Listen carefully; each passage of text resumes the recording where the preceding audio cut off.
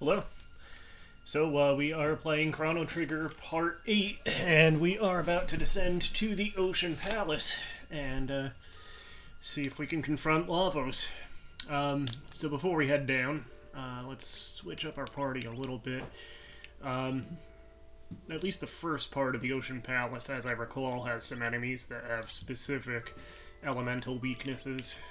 So I think we want to try to represent lightning, fire, and water. So we'll go with this team for now. Actually, we might want to put Robo in for a little bit till we start getting to the blue elemental, the water elemental enemies.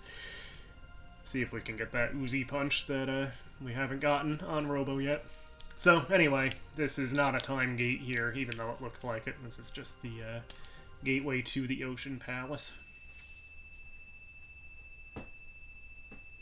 So here we go.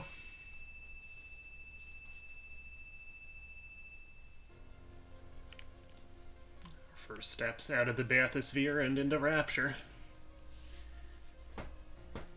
Is it someone new?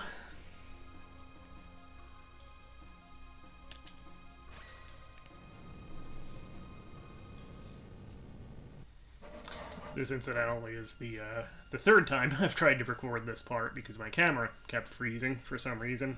I don't know what the deal with that is, but hopefully we'll get it right this time.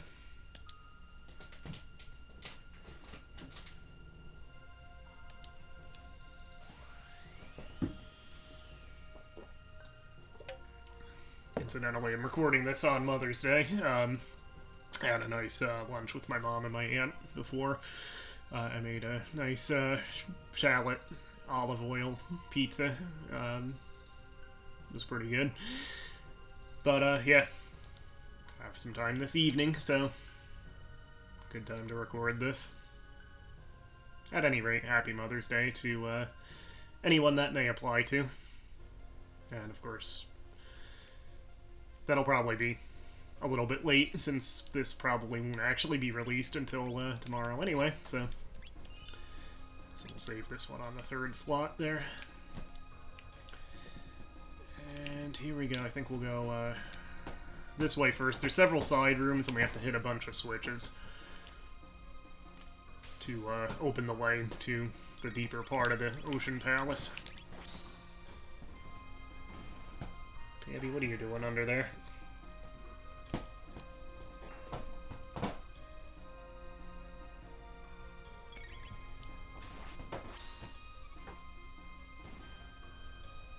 I don't know if she's like tunneling into the bottom of the futon here or what.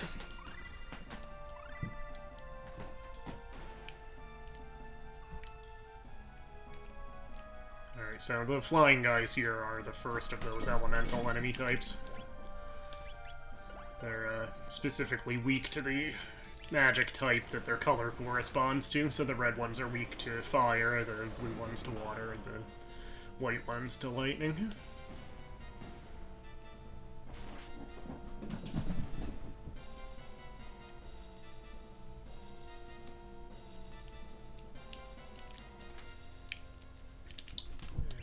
Aeon Helm, I think, yeah, that's inferior to the rainbow helms that we charmed for the beasts back in the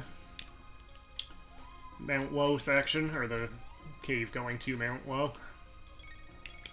So, don't really need that for anything but collection's sake.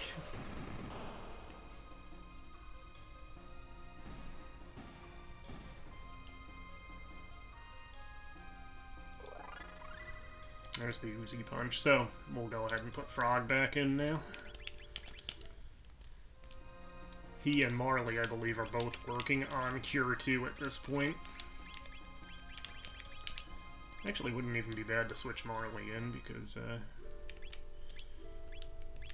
she is a little bit behind Frog. We still want Luca, though. Yeah, she's a little bit behind Frog in tech points, so we'll switch to her first, and then we can put Frog in. Cure 2 is the only tech skill that is shared between multiple characters. Both Frog and Marley get that.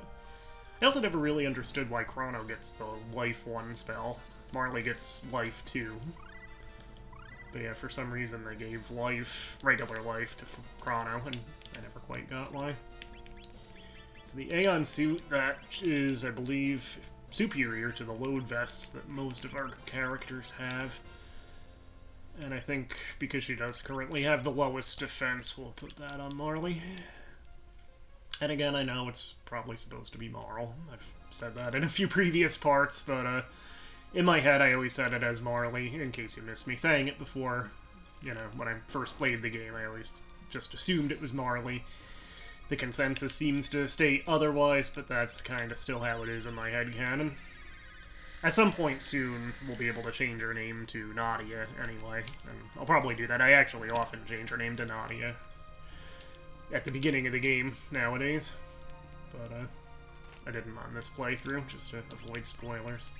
So that's going to be for Frog. I'm just making sure we don't miss anything here.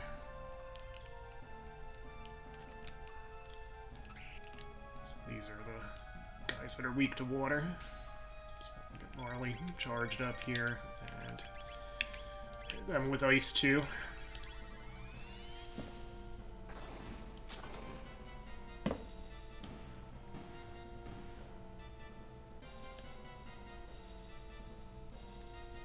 What kind of tabs do we have, incidentally? Oh yeah, we have a bunch of those. All types of tabs. So, at some point soon we should probably think about putting them on some of our characters. Probably the power tabs will get divided between Chrono, Frog, and Ayla and Robo. The magic tabs between Luca and Marley, and Luca and Robo probably will get the speed tabs. Maybe Marley get one of them, because I think, considering she has the Tabin suit equipped, Luca actually is faster than Marley at the moment, but her natural speed is lower. I should have saved Chrono's attack for after breaking the thing's shield. With these guys, the Barghest, the silver one, has a shield on the Jin, the greenish colored one. So you take the one out, and then you have to hit the other one once to break the shield, and then you can actually deal damage to it.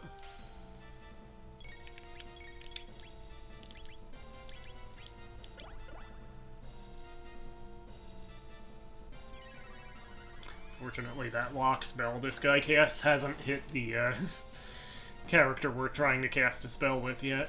That probably will happen at some point if we keep fighting them. But, hello. That's for Chrono.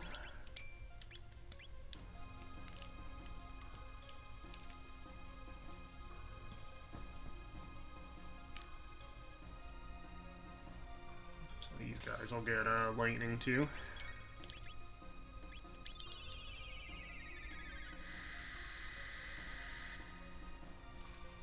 What are you doing?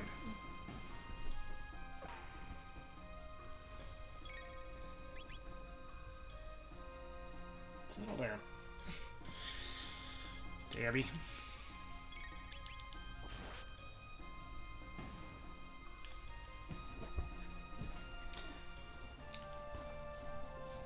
Just messed up all the blankets on the futon, and you have those because they already have little pinpricks.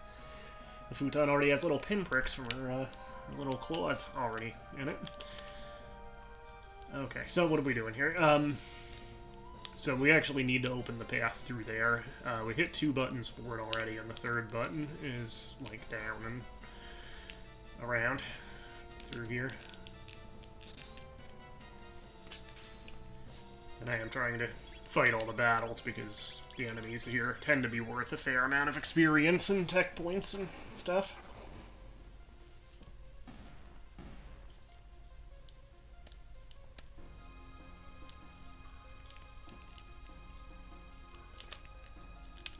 That's for Robo, so... Sorry, Robo. Your big hand is now obsolete.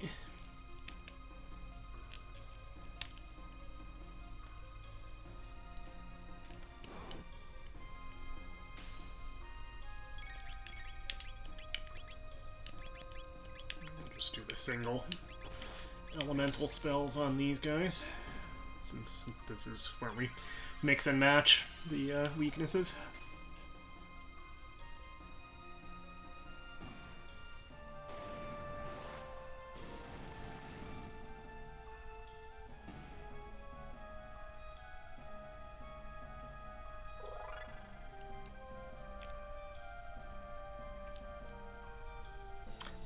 I think this is the room. There's actually a hidden weapon. We already got one weapon for Frog in the Ocean Palace, but there is another one that's sort of hidden. And I think this is the room where we can find it.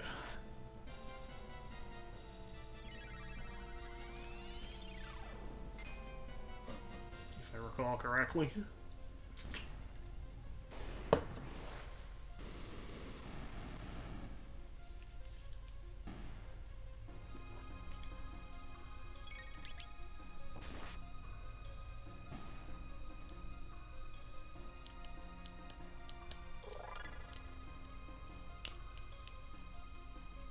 So that's the third switch we need to hit to open the bridge in the previous room.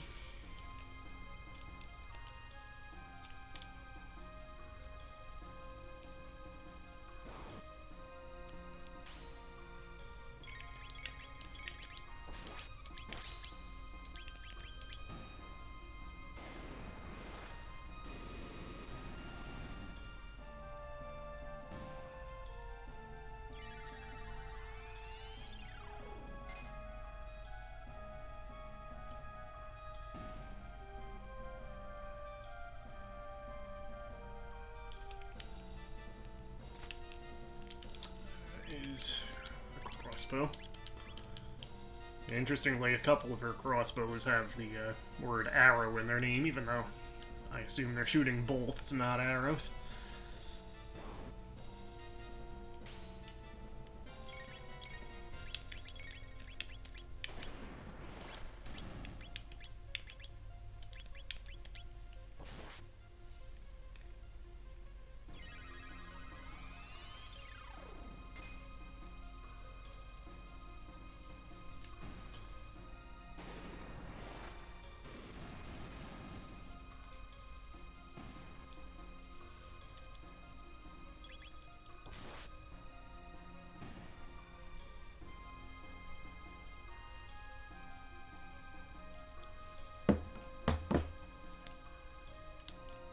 So yeah, I think if we go around this perimeter here, I think this is where we find the, yeah, there it is. Sort of hidden chest there. That's another weapon again for Frog. So the Rune Blade is magic +4 on him.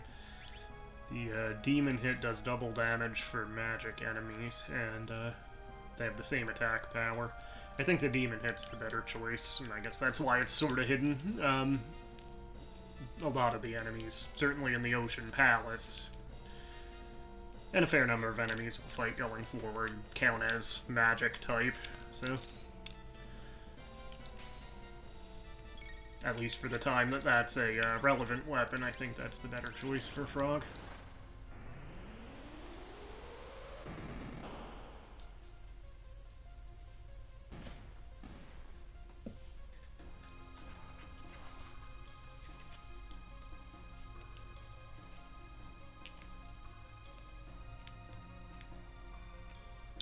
So yeah, I think we have everything here, so that way's open. Splicers!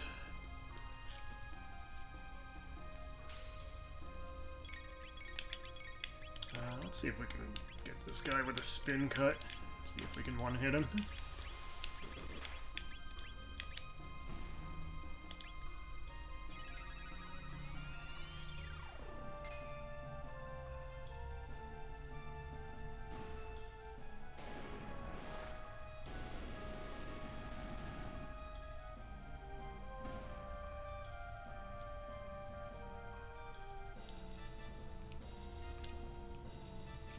So that's just the top of an elevator shaft that we can later use to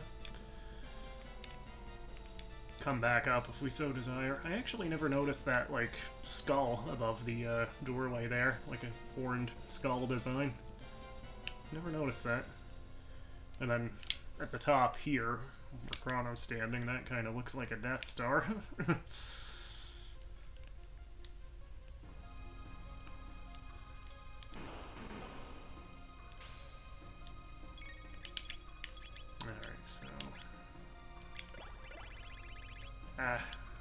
Can't use the triple tack.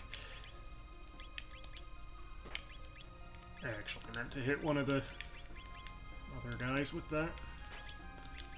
You can actually clear the lock status with a heal item, but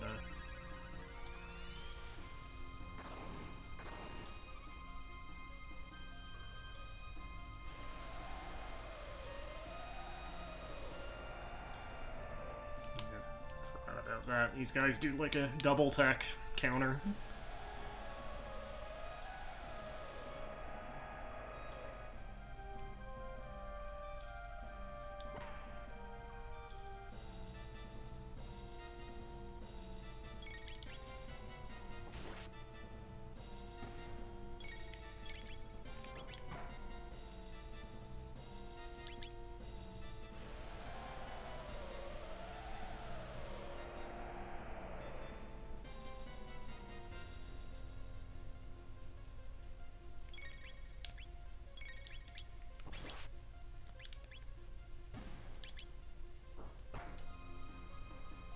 Beating on this one, huh?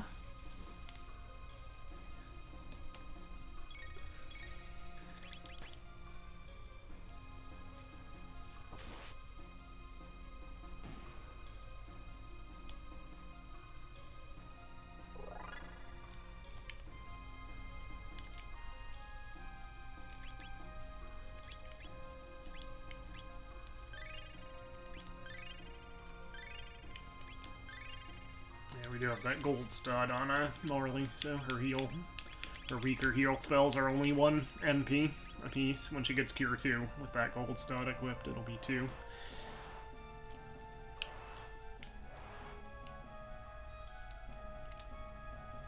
Alright, so let's try out that triple attack on these guys and see if we can one-shot the whole group of them without them counter-attacking.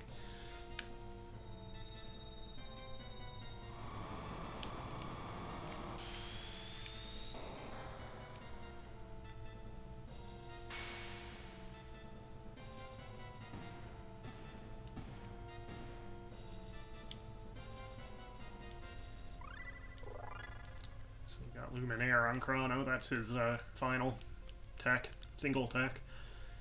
It's actually basically the Ultima spell from Final Fantasy.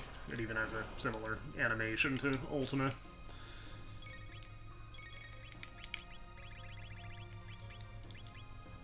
It also costs, I think, like 20 MP, so you probably don't want to use it right now. But it will be useful going forward, certainly.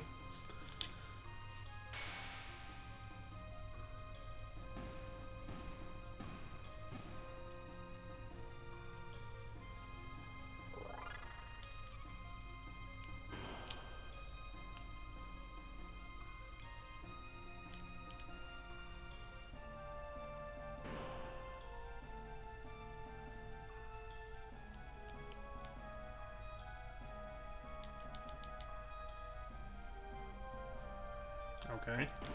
Oh, there we go. I don't know what happened there. It's like the game hung up when that first guy appeared. That's strange. Yeah, we'll just Delta Force this whole group. I think there's probably a save point at the bottom of this sort of extended stairway we're going down. Kind of want to take these guys out before they can use those double tack counter moves.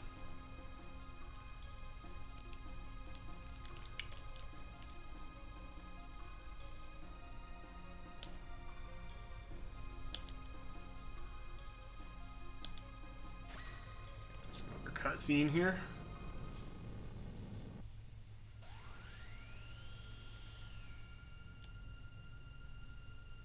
So yeah, appropriate for Mother's Day that we get the evil mother in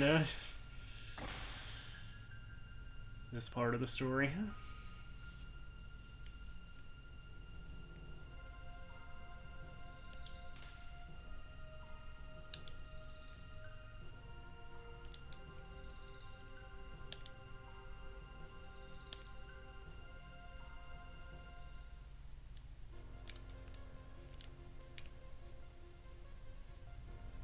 Yeah, there's a save point.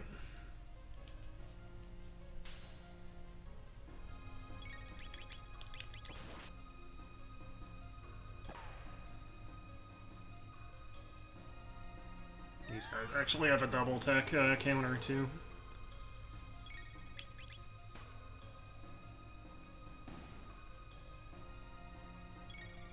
Okay, so I'll actually hold Chrono's attack till Luca gets her shot in, because that'll destroy the shield. And Chrono will get full damage.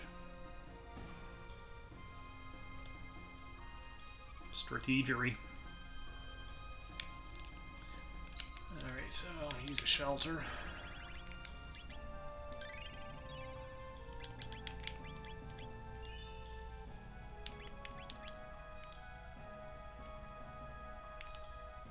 Alright, so this elevator's like a gauntlet kind of deal. Let's get Chrono to take that mage out. Hopefully in one shot.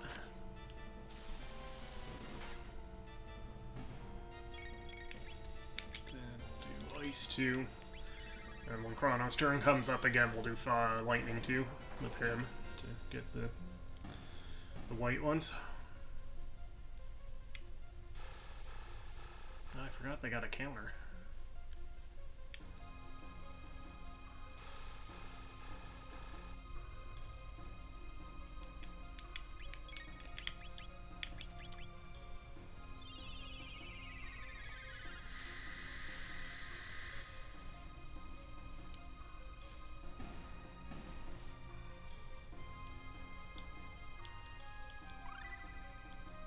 Mega Bomb on Luca.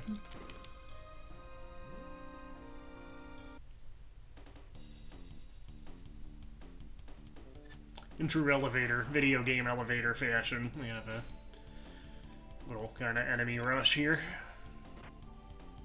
That's kind of a trope across genres, isn't it? Like, you know, even Streets of Rage had, I think 1 and 2 had the elevator that you had to go down, fighting dudes the whole way.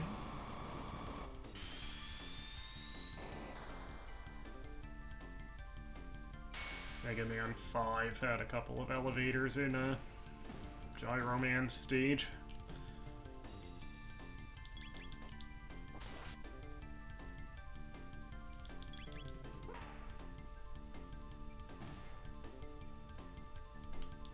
Super C, Contra 2 Super C had an elevator, I think.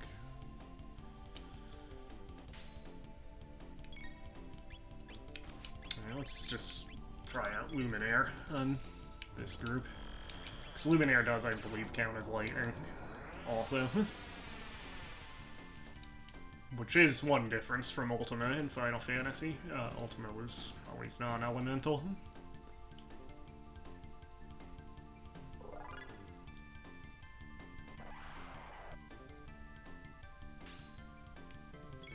And to avoid counterattacks, we'll have to do this group one at a time, unfortunately.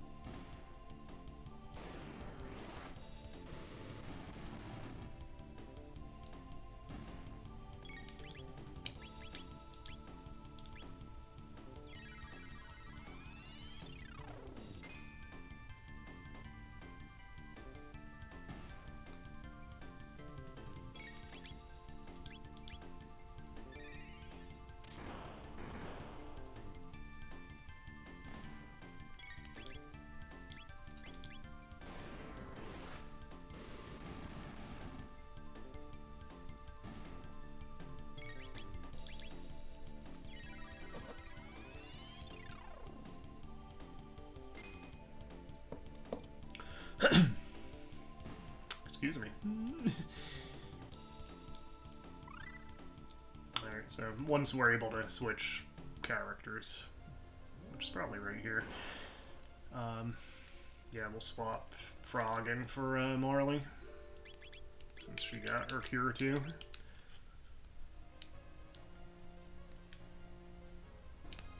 Alright, so I want to say there's rooms on the side here that we have to go to first. Yeah, I think we have to throw the switches in these two rooms and then hit the switch in the middle to open the bridge.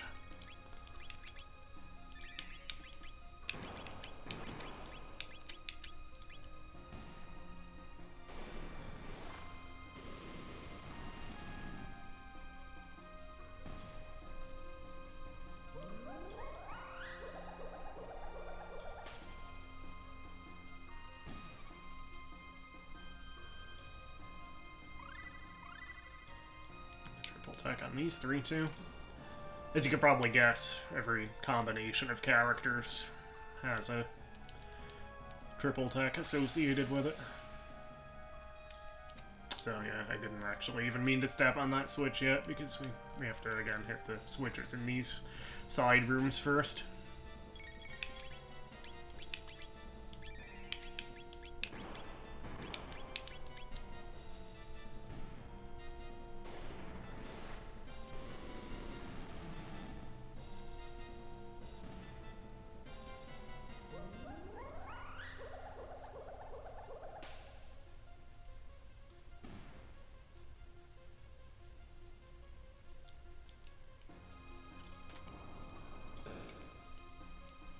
Now we should be able to hit this and get the bridge to show up.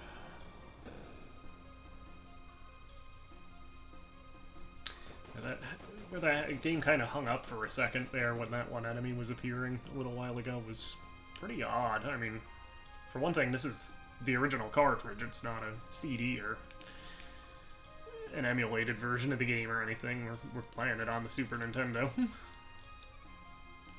I've never, I don't think, seen that happen before.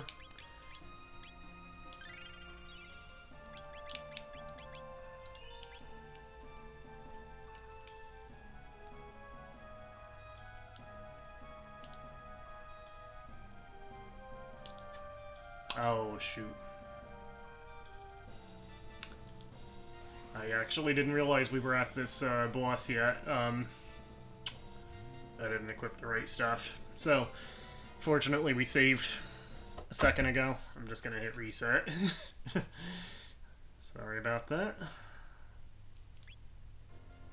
Alright, so the Golem Twins, basically whatever attack you use on them, they start imitating.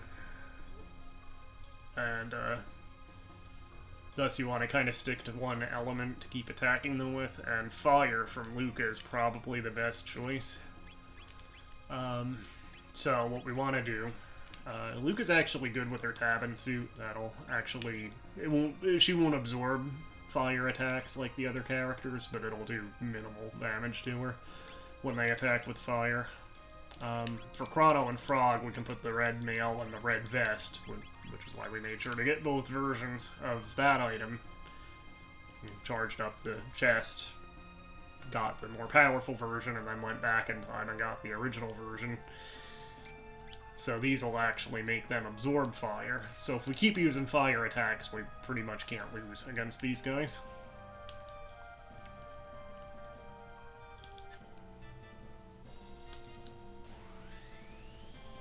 This was actually a battle that I actually was stuck on the first time I played through this way back in 1995.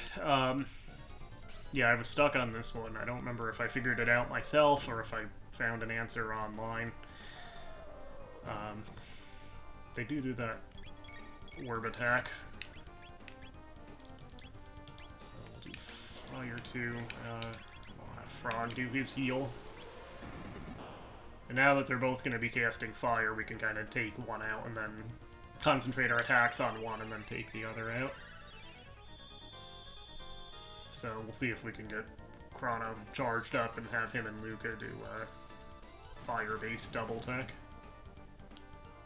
See, yeah, she doesn't absorb it like the guys do with their red vests and red mail, but it does minimal damage with the tab invest equipped. So, yeah, we'll just kind of concentrate our attacks on that one. And we'll kind of leave Frog open for whenever we need to use his heal spell. Which we may not need to too much.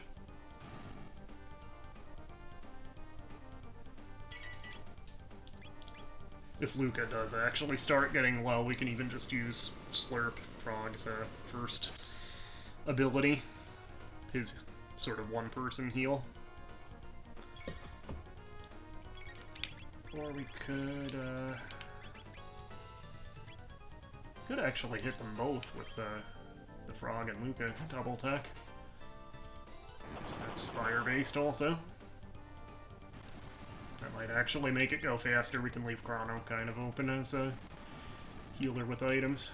And we have plenty of regular tonics that we don't really need otherwise, so he can throw one of them on Luca every once in a while. So yeah, let's stick with that line bomb.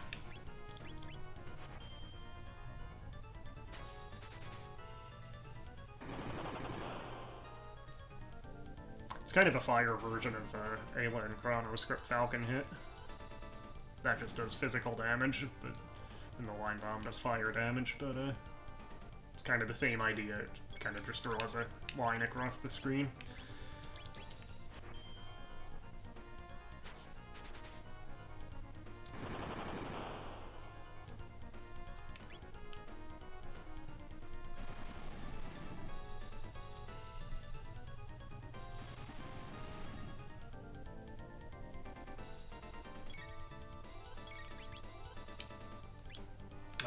Actually, Luca needs an either.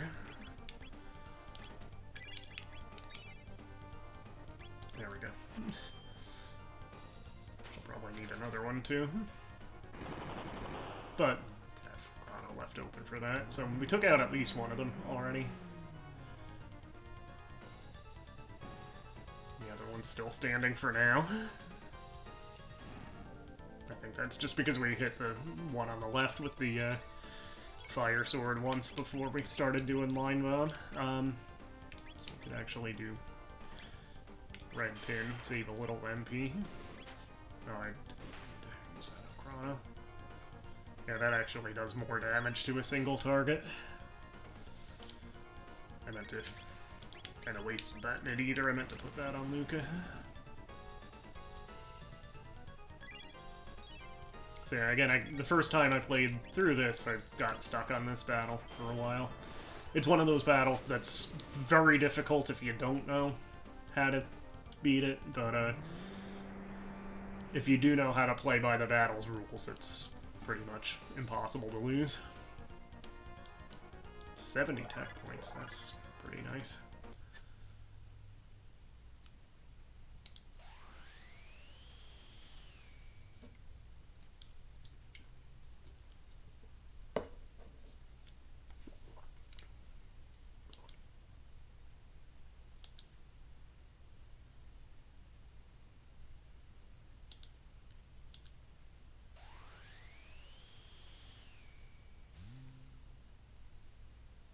So before we go forward, let's duck back into the save point here.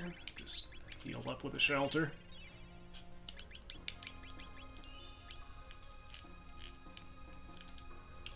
Let's actually see how they're doing on their techniques. So Luca's actually learning her last technique also, Flare.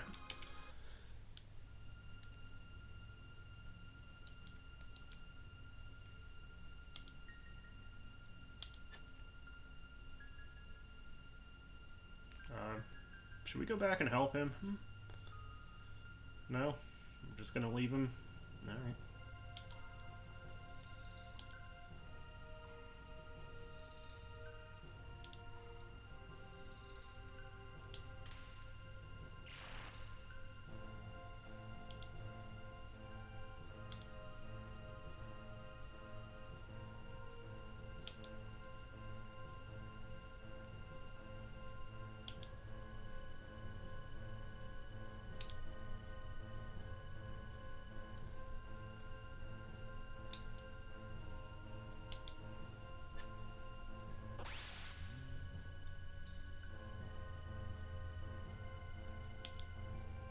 So the red knife was apparently or the ruby knife was apparently an early version of the Masamune. Assuming this is like a continuous time loop, perhaps this is even where it achieved its full power to the point that Frog knows it. Spoiler, it will actually get powered up again.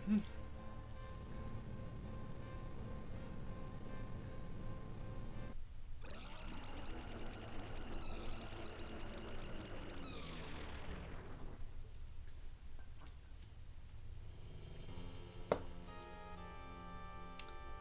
this isn't good.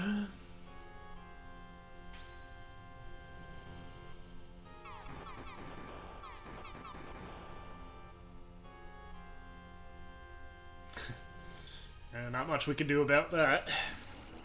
Fortunately, that's not a real battle. It's a story point disguised as a battle, basically.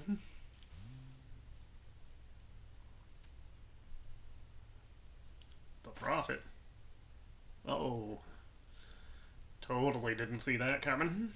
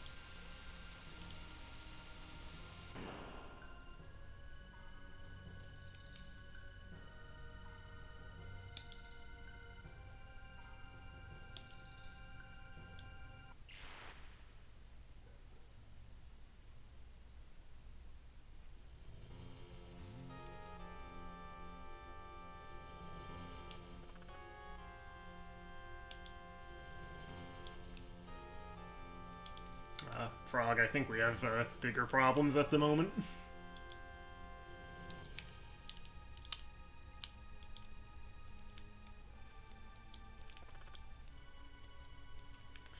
Alright, Chrono.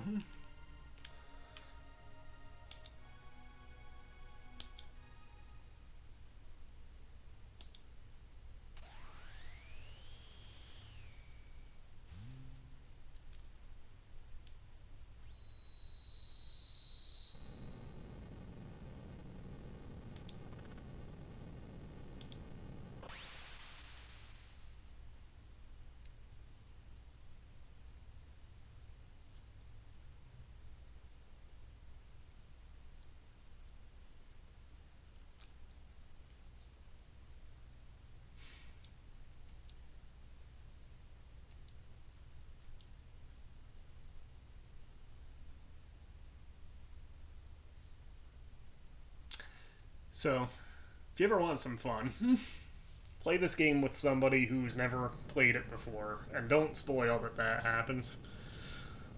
Because you'll get some good reactions. It's kind of a bold narrative move, too, to actually kill the player insert character.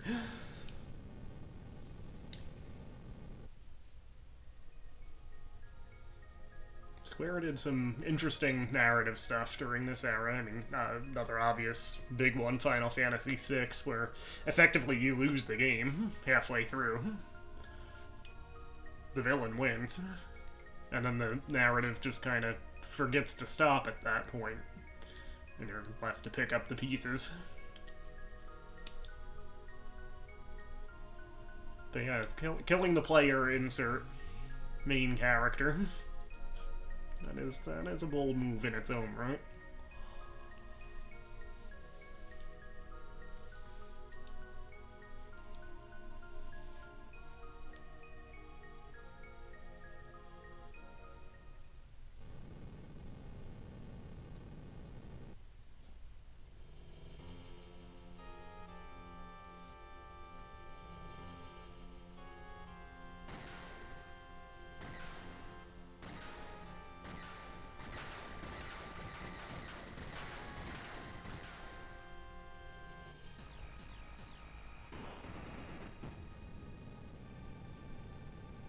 A little bit of a similar scene here, even to spoiler for Final Fantasy VI, the destruction of the world in the sort of middle point of that game. Here it's just one time period, obviously, and specifically the Kingdom of Zeal that gets destroyed, but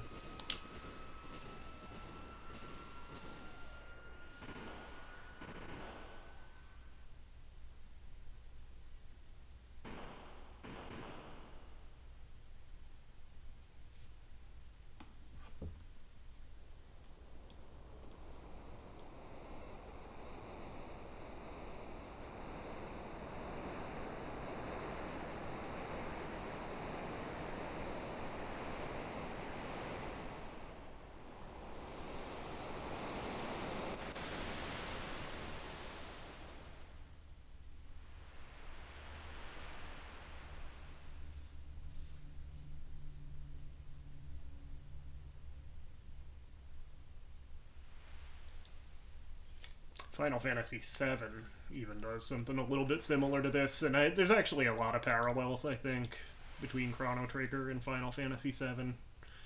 The three-party member party is an obvious one, because Final Fantasy before 7 always had 4 characters, or the only other exception was Final Fantasy IV, which had 5 characters in the party, never 3 before 7. But yeah, there are some similar, sort of parallel story elements. The big one is that at one point, Cloud, the main character in Final Fantasy VII, he doesn't get killed, but he becomes debilitated and leaves the party for a time. And that Tifa and then of all characters, Sid get turns as sort of the new party leader.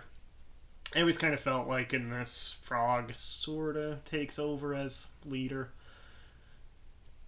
but there isn't like a clear-cut second in command. You could even argue Marley kind of takes over. Certainly as far as storyline, driving the plot forward during this point where Chrono's going.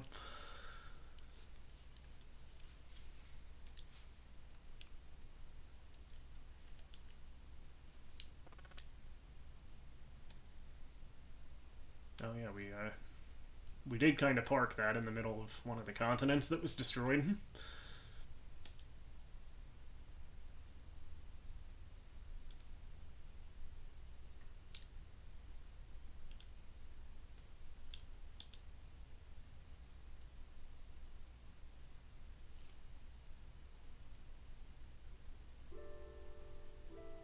So, yeah, no Chrono. We actually want to put Ayla, whoever else we use, we want to put Ayla in the party for this. Since we didn't use Robo for most of the Ocean Palace, we'll put him in, and I do like to use Frog for this part, so we'll put him in too. We don't really need to use that. Do we get healed up? Yeah. So there's a couple buildings here.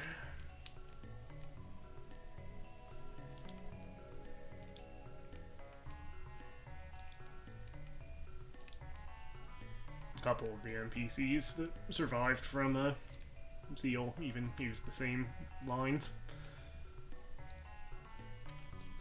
Yeah, I know. I don't think he does yet, but eventually this new will actually be able to move, and we can get that tab that's kind of conspicuously on the floor behind him. But I kind of forget how you trigger that even when he is able to move. Just grab a couple things to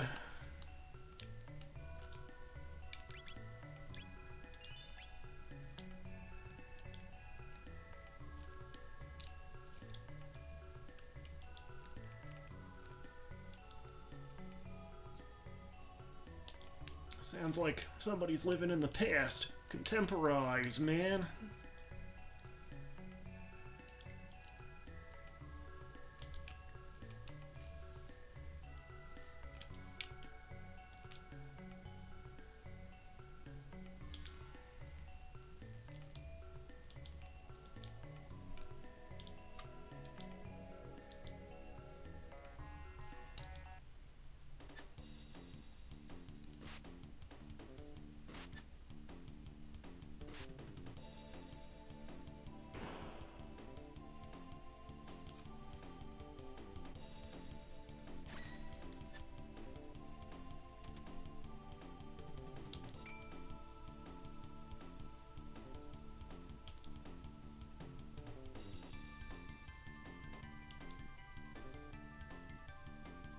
this guy's gonna be leader. He looks like some kind of disco magician.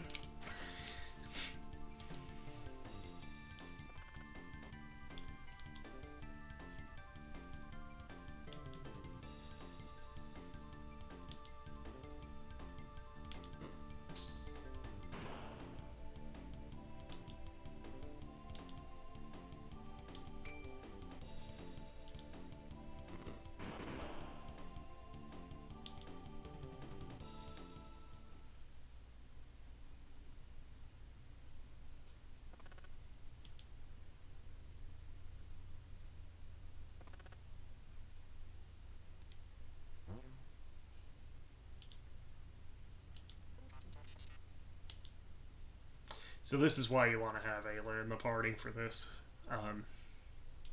You lose all your weapons and items and everything. So we have to kind of search around to get them back. But Ayla doesn't use weapons, so she can actually fight even though the rest of her equipment's gone, while the other characters can't. If you don't have Ayla, you have to kind of sneak around until you find somebody's equipment. So we have a couple options. I think we actually have to go up the ladder first and see this scene.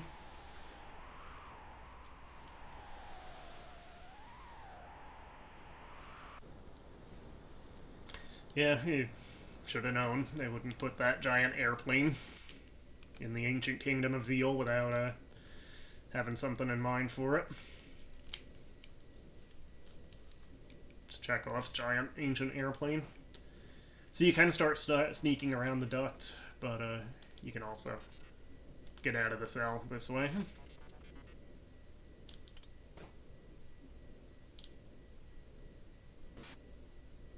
I think it uses whatever characters in the third-party slot to play sick, so you get different dialogue. There's a lot of parts where you get different dialogue depending on who you use. So I kind of forget where the exact layout of this, but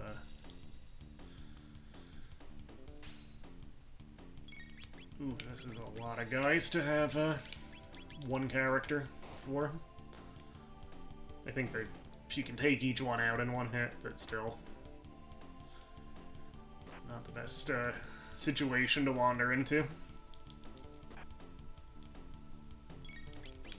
See if we can hit one of the ones that didn't attack yet.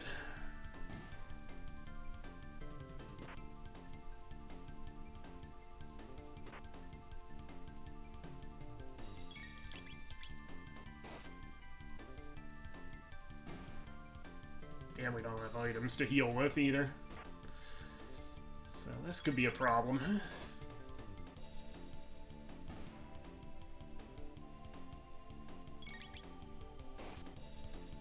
She does have a healing technique, at least.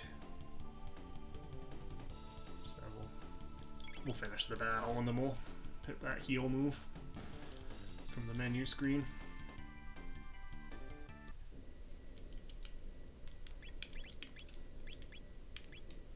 And actually Frog, even though they're not able to do anything in battle, Frog and Robo can use their heal moves outside of battle, too. Fortunately, the enemies don't respawn in this part. I don't think any of them do. So if we clear these guys, we can get one chest. Hopefully it's one of the other characters' equipment. She doesn't really have anything that can hit both of these guys at once.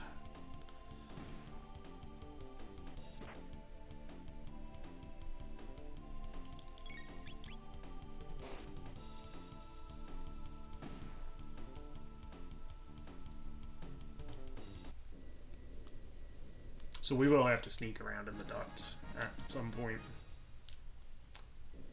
So we do have Robo back online.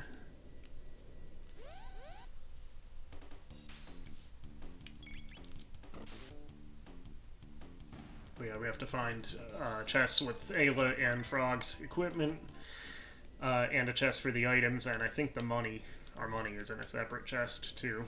So we have to find 4 more. Here's one.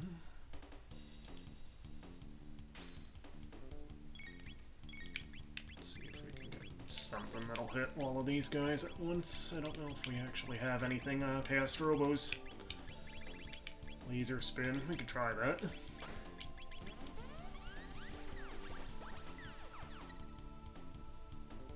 Yeah, that'll do it, actually. These guys are pretty weak.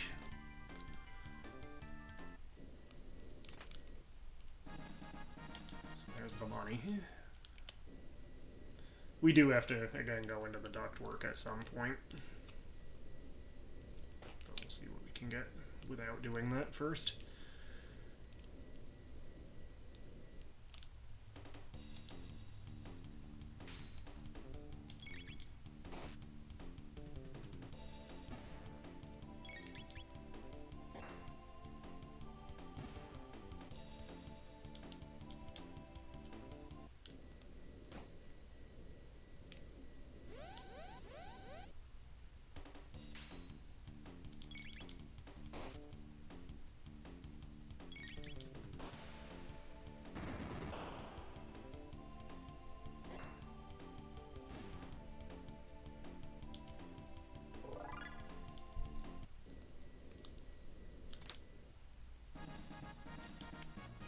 Sayla's actual equipment.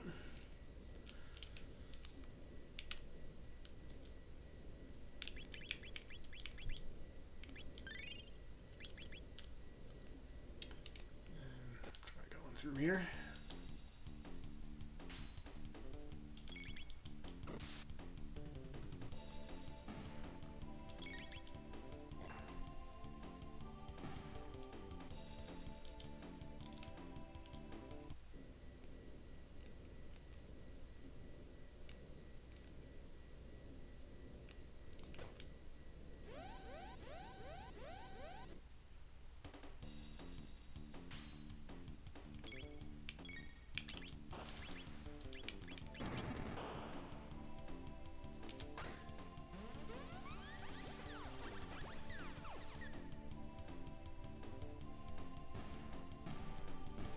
Actually took the light out too. I thought we were gonna have to hit a second attack with Ayla, but yeah, the laser spin did all of it. So there's our item. So we can actually equip Frog with old equipment for now. The load vest and rainbow helm he had anyway. So what was his third item? Well, we don't have his third item, so we'll give him Power Glove. The Hero Medal's not going to help him since he doesn't have the Masamune. He'll just do Power Glove. So yeah, we do have Frog back online. We just need to find the rest of the equipment that he left with.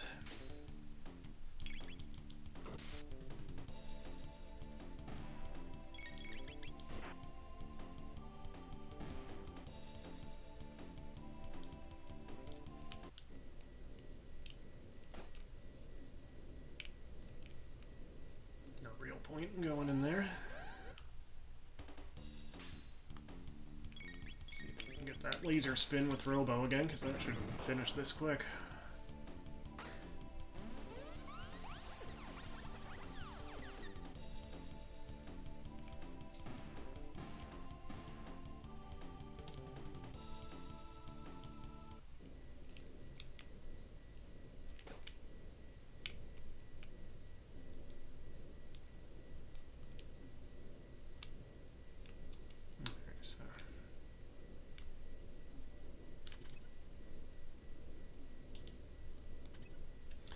So this is a little bit annoying. It's not too bad, but it's actually a tab up there. I don't know if I even knew that. So there's one stairway. That goes down into that room. So what do we need? We need the chest for Frog's items, and we need the chest for our stock of items. There's one. There's Frog's equipment. And it automatically equipped it. That's nice.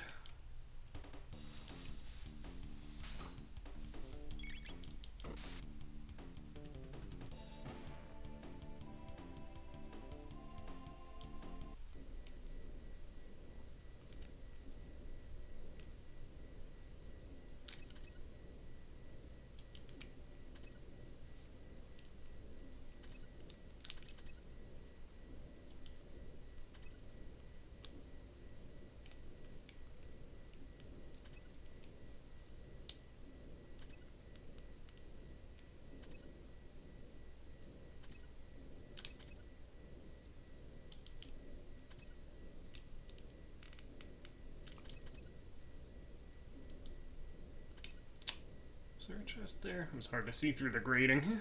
I guess not.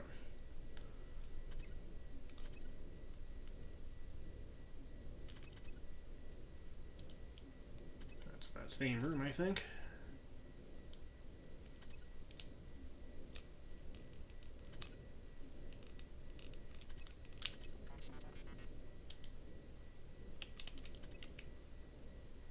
Yeah, I think that's the room we started in, which is why Robo's dialogue triggered there.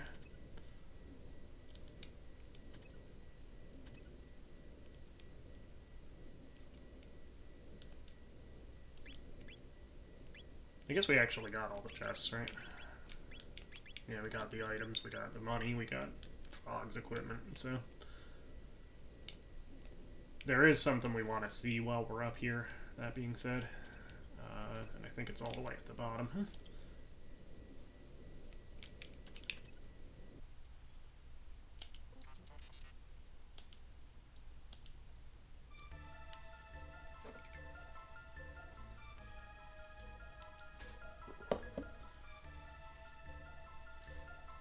Alright, Scarface, easy there. And then he just stands there laughing, so... So yeah, I think we can find our way to the last stop. So let's just get out of the ductwork for starters. And I think if we go up here and then... I don't think it's that stairway. That actually did respawn. Might be this one. No. I don't think, anyway. Yeah.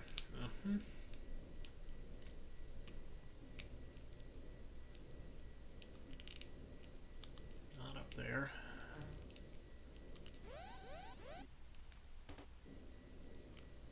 Oh, that was weird.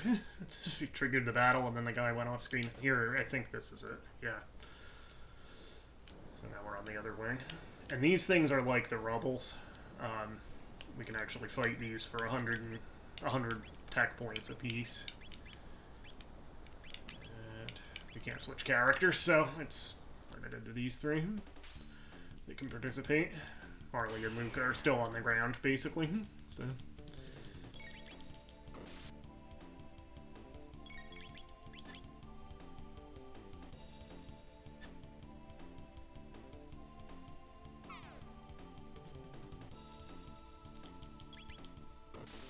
Nice. Thank you, Ayla. 100 tech points apiece, so that'll catch Ayla and Robo up. If we can continue killing these things.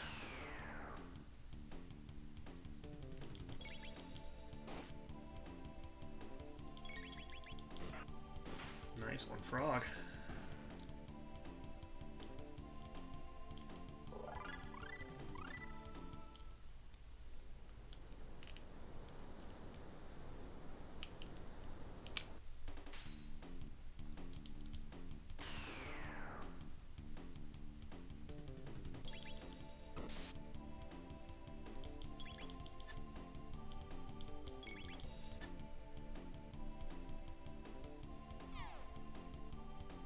Of course you're gonna miss from way over there, Robo. You're barely on the screen.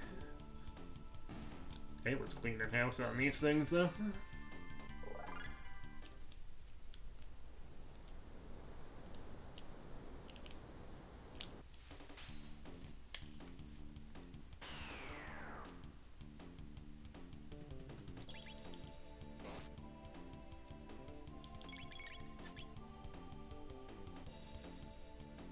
Ooh, critical from Robo.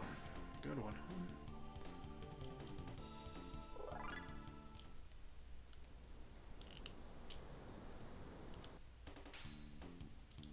We may not be able to meet both of these before at least one runs away. It would have been better to get just one on the screen.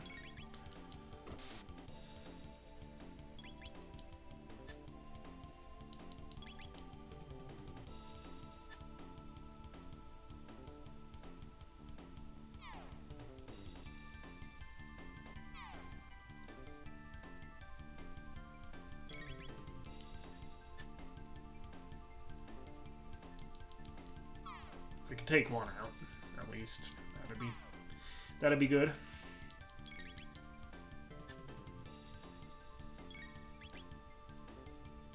That should do it. We got one. Let's see if we can get two.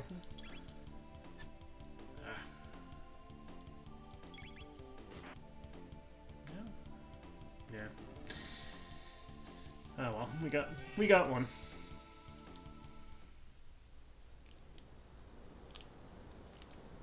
Let's see what all of that did for the... Yeah, it did pretty good for our techniques. So this is like a joke boss battle.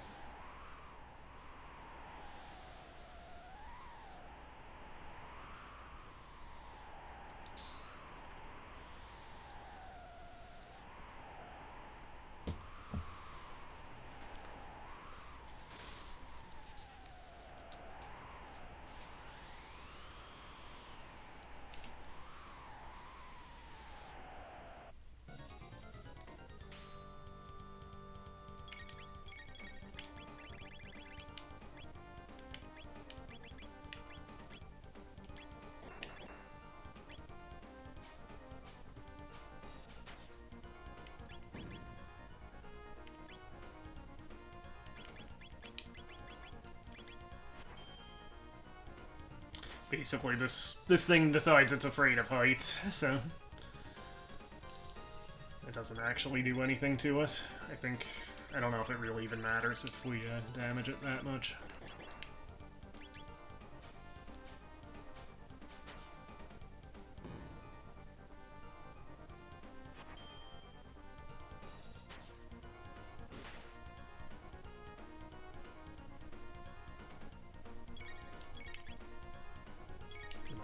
Just doing regular attacks on it, even though that Beast Toss was doing a lot of damage. Because again, I think it's scripted as to when it ends. I don't think you can actually end it early.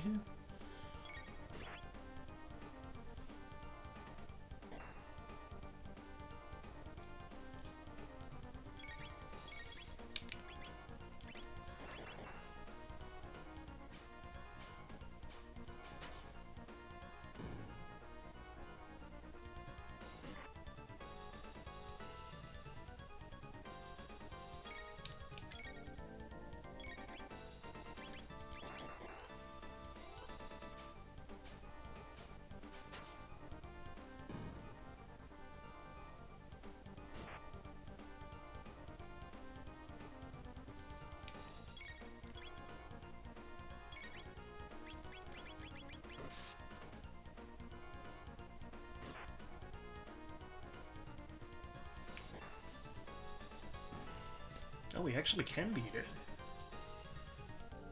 Huh. Okay. Yeah, usually it decides it's afraid of heights and then runs away. Or escapes into a portal or something. I don't think I've ever done that before. But that Beast Toss was doing a huge amount of damage to it.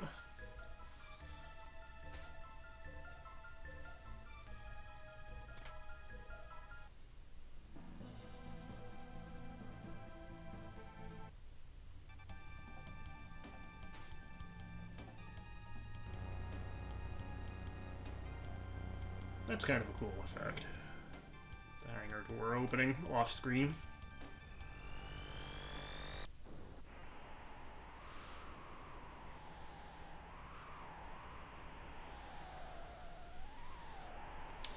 Yeah, if you have Marley in the party, I think she actually kind of takes initiative to attack Dalton here. I don't know who does with this lineup. We'll find out momentarily. Oh, that's a good line. Thanks, Biff Tannen. Why don't you make like a tree and get out of here?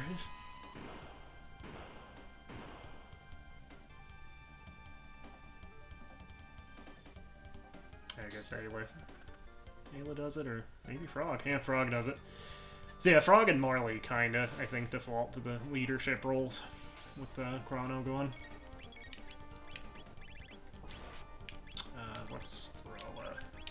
Let's try charming him for one thing. We'll throw a mid-ether on Robo. Another power meal.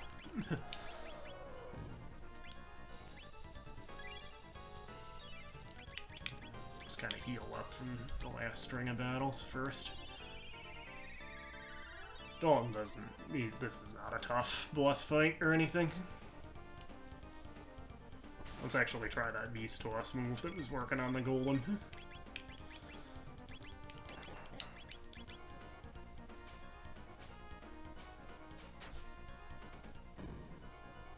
Don't mess up the seat.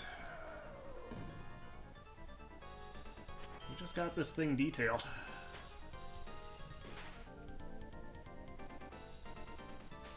Yeah, I think that's it.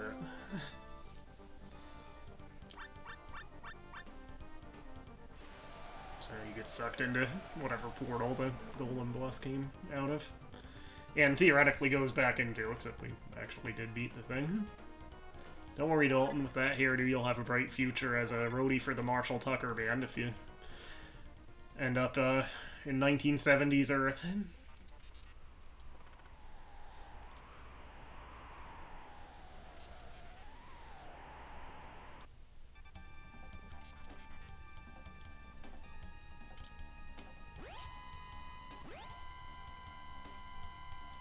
So yeah, he put laser weapons on it, which we'll never use again.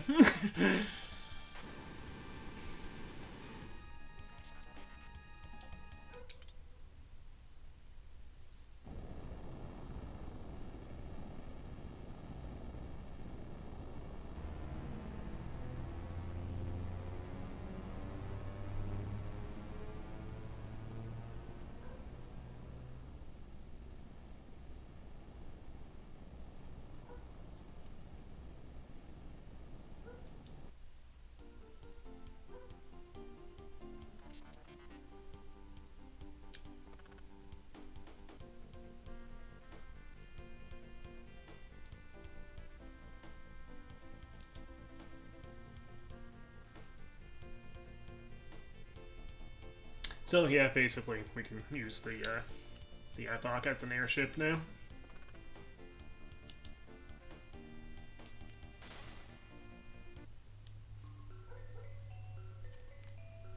So we could actually rest up first.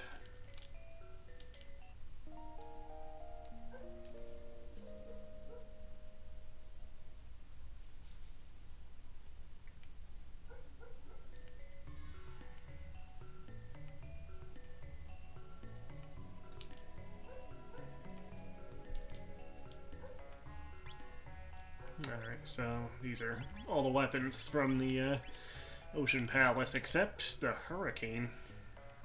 Who can use that? I wonder. Buy it anyway. And that actually was pretty expensive.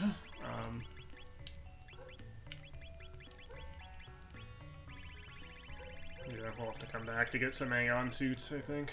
Well, we could sell some of these.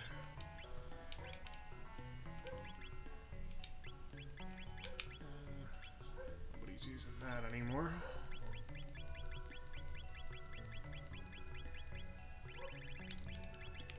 Yeah, we can get 2 Aeon suits. The Aeon helm we don't need anyway. We need 8,000 more to get that last one we need.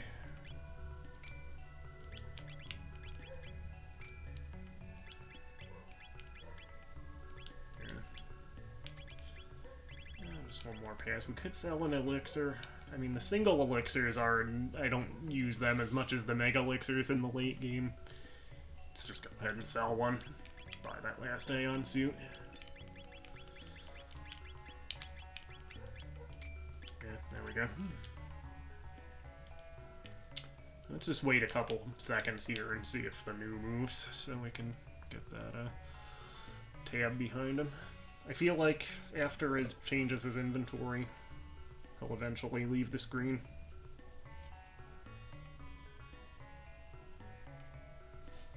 Can at least enjoy the Zeal music that's playing now.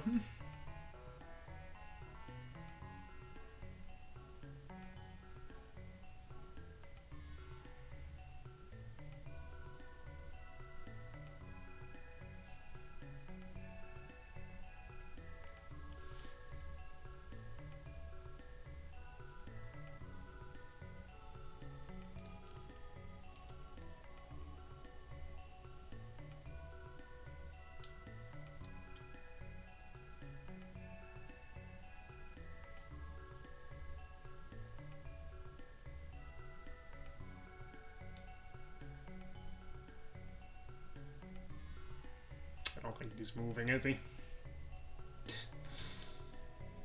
Alright, well. I'll look that up when I'm not playing at some point. Check out the commons again. So here's if you missed the chance to tell her to throw her plant, you get a second chance here. We already told her to, so that opened the Sunken Desert in medieval times.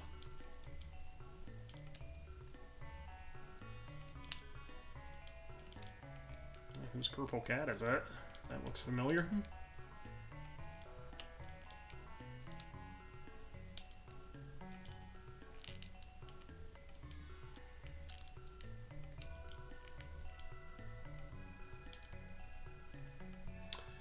So, see if we can find this mysterious stranger. There's really only one other place we can go here. I should probably drop a save after all of that, too.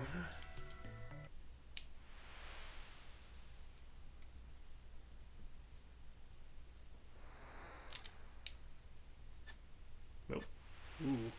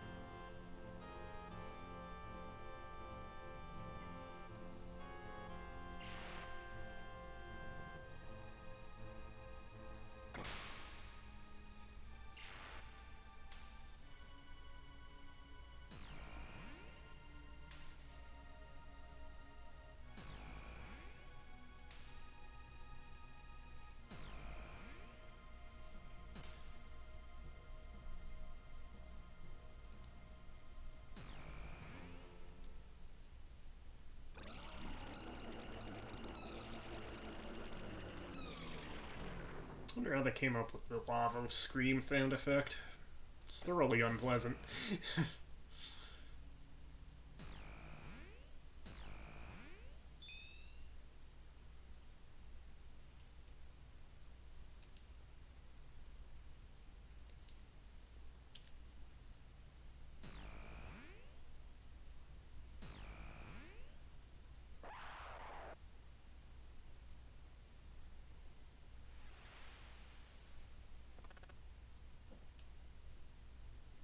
So yeah, if you hadn't figured it out, Janus and Magus, and the Prophet for that matter, are all the same person.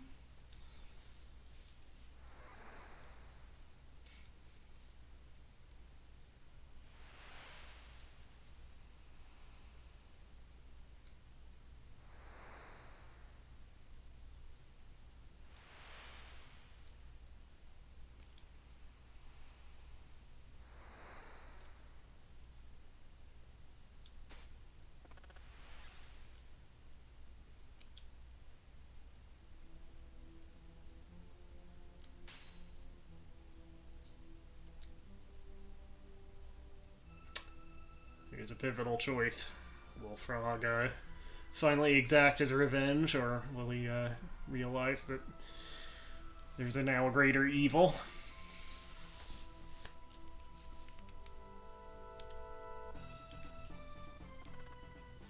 And thus he sheaths his Masamune.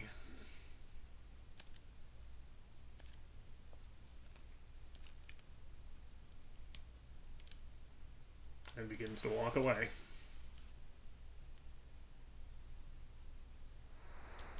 Oh, what?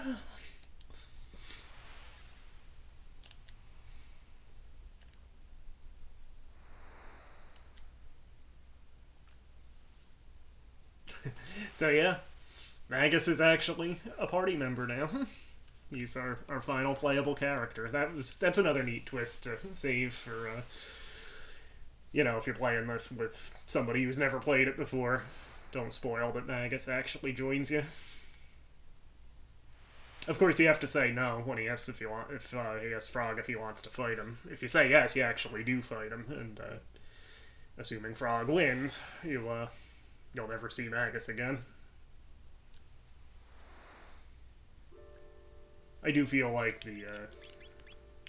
not fighting and then having him end up as a party member. I think that's generally considered to be the canon ending to that plot point. What should we put in? Yeah, we haven't used Marley in a while. Well, we used her in the Ocean Palace, I guess, but not for the last part of it, so... She's actually on her way to learning her last skill, too. Now, of course, Magus had his powers drained by Lavos, so he only starts out with the 3 elementals, you knew. But he does tend to... If you leave him in the party for the next part of the game, he tends to learn his single text pretty quick. Eventually, he gets his Dark Matter spell. Yeah. He also never gets any double text, but if you use the rock items, you can have him do triple text with certain party lineups. Interestingly, he never does any triple tech with Frog, so the grudge still stands. Just to spoil it further, if you do keep Magus, if you take Magus out at North Cape here, Frog will turn back human by the end of the game. Not by the end of the game, in the ending, I should say. See, as far as equipment goes, we bought that Hurricane Scythe, so his starting scythe, the Dark Scythe, is already obsolete. And actually, we have that extra Rainbow Helm, which is better than his Doom Helm, so we might as well give him that, too. The Raven armor stands for now, and I actually kind of forget, yeah, the amulet locks down his status. It is very useful. It's Shala's pendant. But I think for now we'll give him the magic boost. Because he actually, having his powers drained, I guess is the justification. At this point, he actually has the an equal natural magic power to Luca.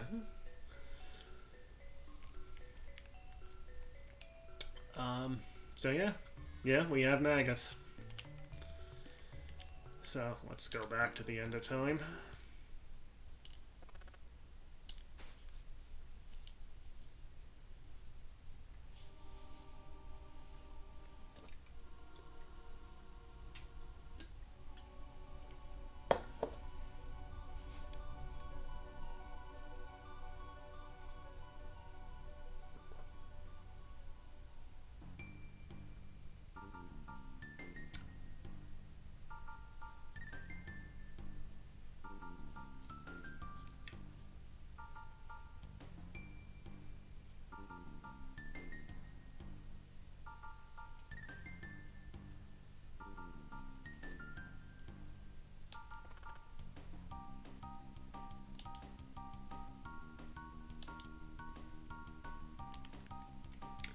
So yeah, the Black Omen has risen.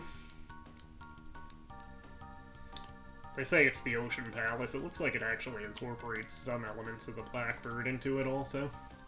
And that's kind of the final dungeon.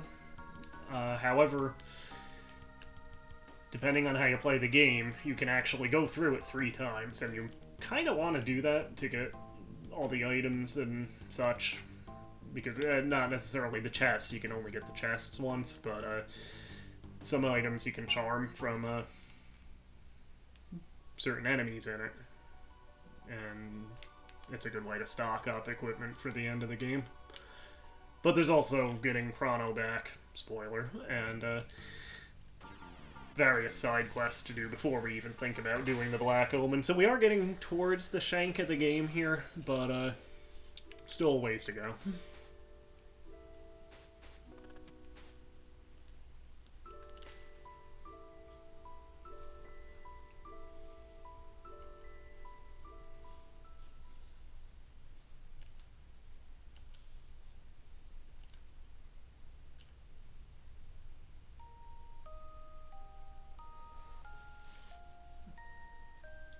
I appreciate the thought, but you just kind of ripped off Marley's theme song there, didn't you?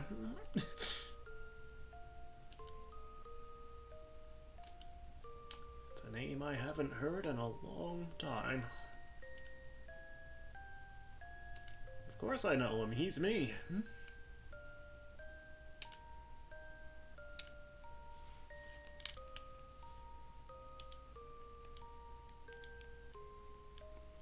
See what Specchio looks like, just out of curiosity. So yeah, he's leveled up to the Omicron version.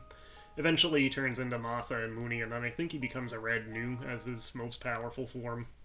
The Red New you probably would only see on a New Game Plus. But, usually by the end I do have him up to the Masa and Mooney enemy form.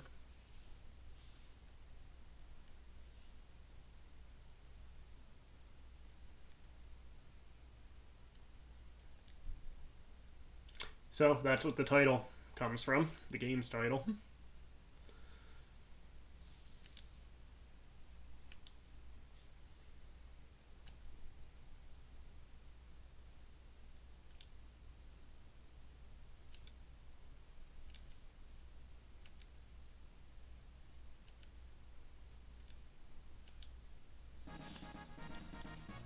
And the title item of the game has too long a name for the letter limit.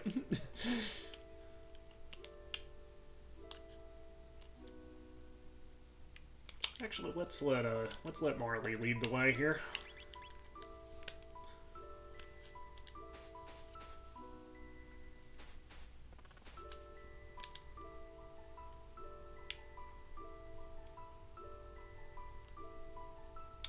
Actually, before we do that, did he have anything else to say? I feel like he gives us a hint to where to go, which I don't know where to go anyway, but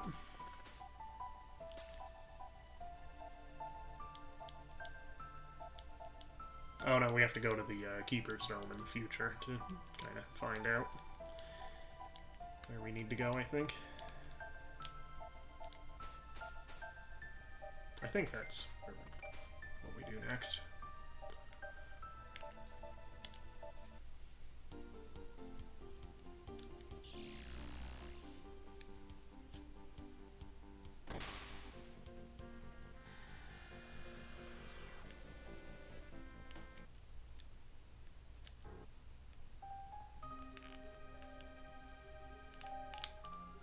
We can actually use the computer in the front, the one that wouldn't function before. That actually will change the name of the epoch. Could also go back to prehistoric times and see if the new is back at the Laruba runes to change character names.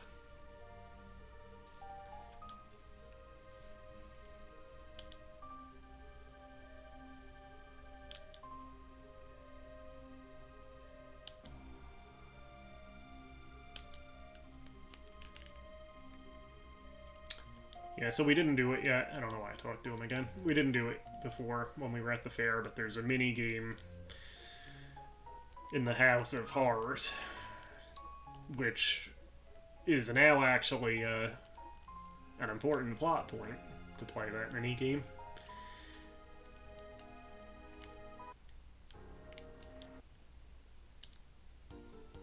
Let's actually go to prehistoric times just for fun, see if that new is at the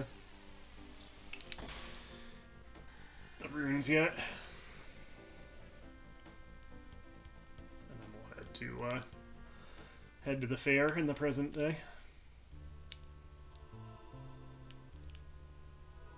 Oh, there he is.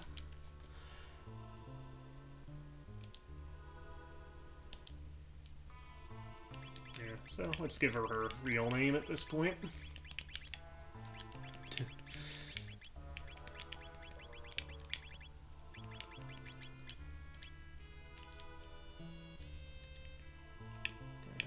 Same for oh, he actually has one of the rocks for a Magus triple tech. Let's see which one that is.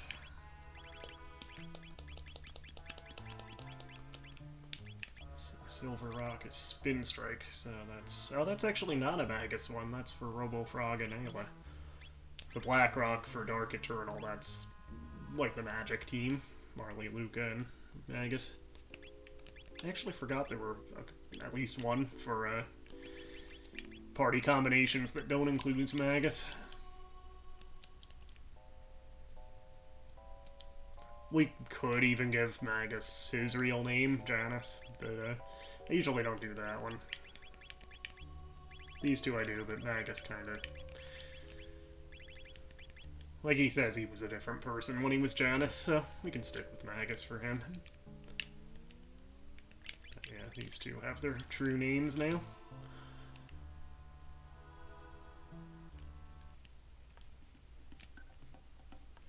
We could also go to the hunting grounds. There's a charmable item from the new...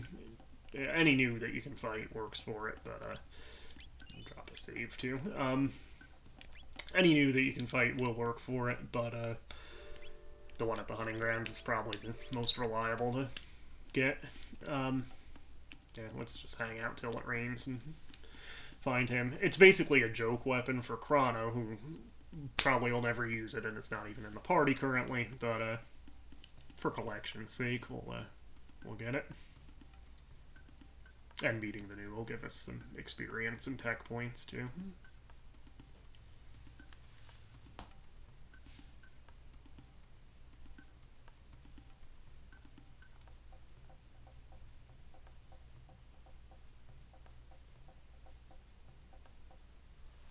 Yep, there we go.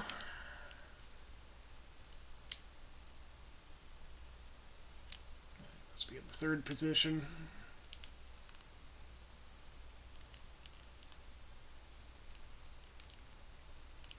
There he is.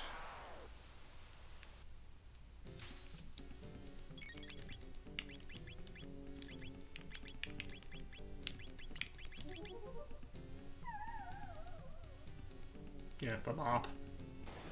Which is a joke item in a few games. Actually, Final Fantasy VII had it as a joke item for, I think, Sid. I think it's been in a few other games, too.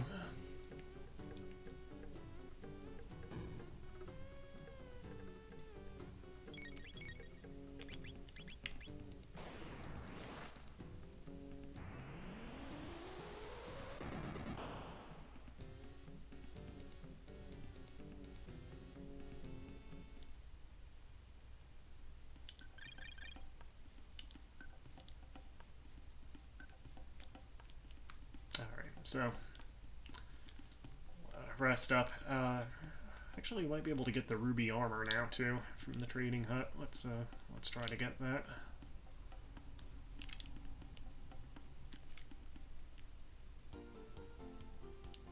Stop by here and heal up for free.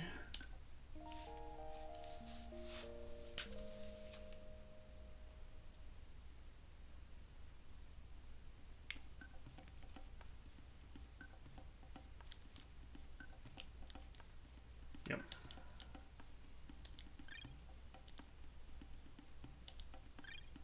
We've got as many sets as we can afford here. I don't think we actually need that many, but yeah, we got 3 anyway. That actually is better than the load vest. Still not better than the ruby armor. So we'll get that. Actually, Magus could use it. Marley, we'll get to the lowest defense characters first. So 1, 2. So if we can get 2 more.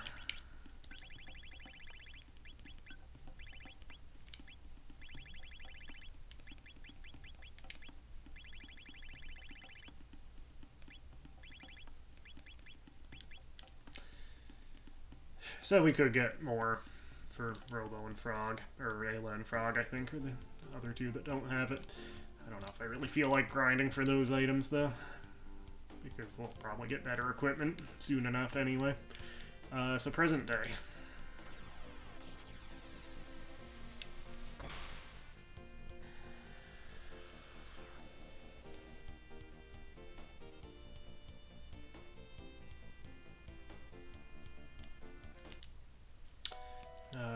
Well, we might as well stop by CHRONO's house and break the news to his mom. Oh yeah, he's great. Nothing to worry about at all. Why did I go there? Yeah, we'll go to the fair.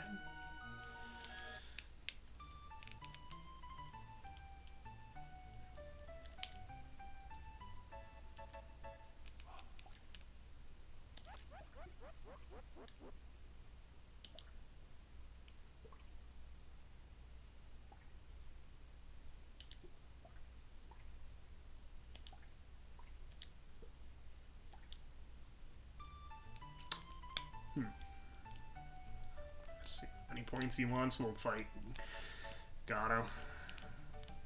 We should be strong enough to take him out in one hit, and I think he drops 15 silver points. Yeah, just like the song says.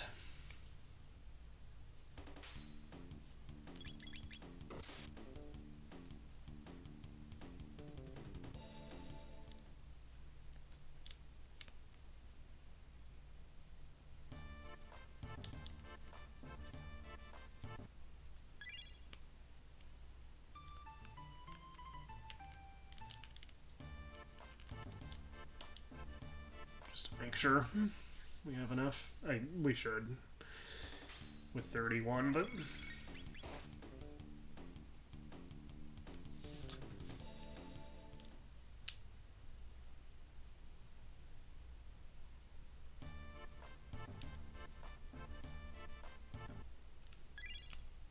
okay.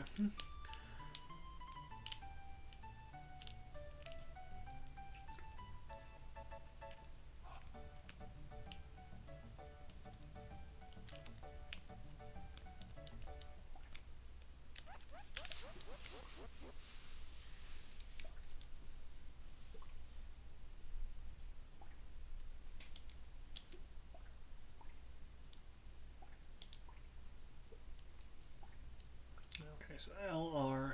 I think I got it.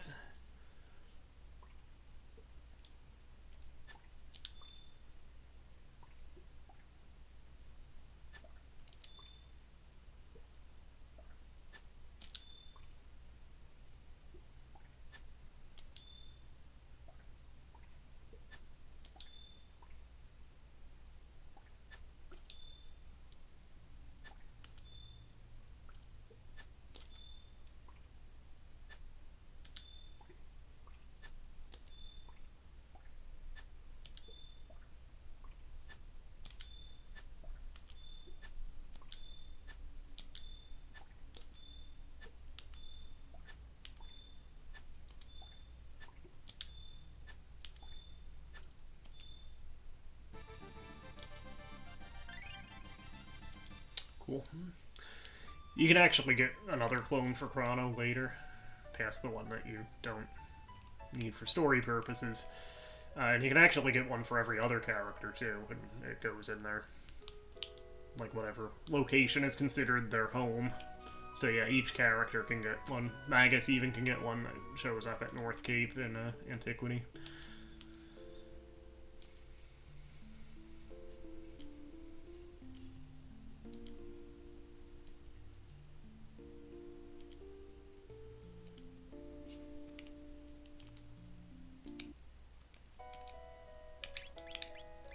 Franz shows up at his little lair in the woods in medieval times.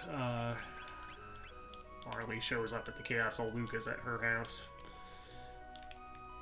Ayla's at the chief's hut in antiquity, or in prehistoric times, rather. Robo shows up at Protodome in the future, and I think that's everybody. I don't know if we'll bother doing that on this playthrough, but... So I don't think he has anything more for Luca, but just a triple check. Yeah.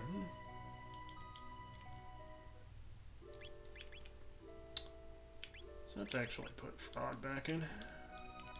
Could stick with Ayla, I guess.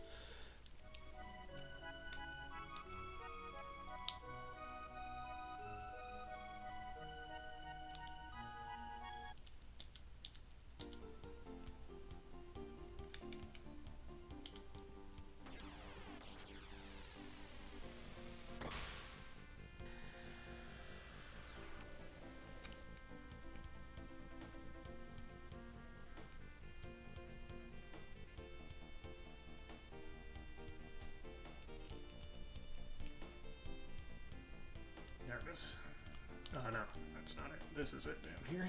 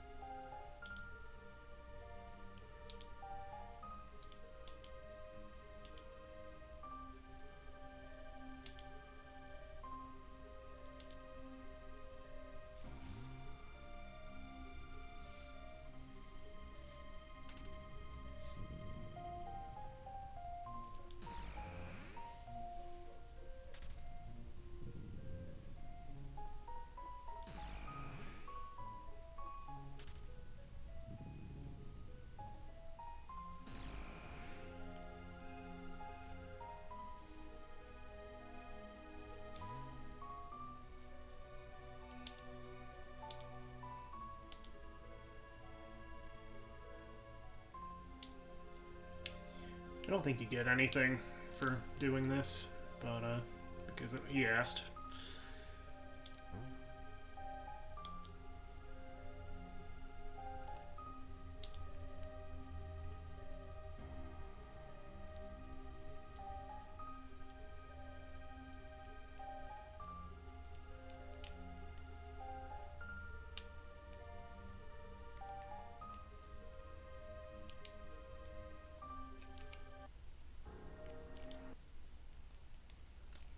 We need to move the time machine there, but I think I will put Frog back in for the mountain here. Yeah, we want to use Magus just to get him some of his skills.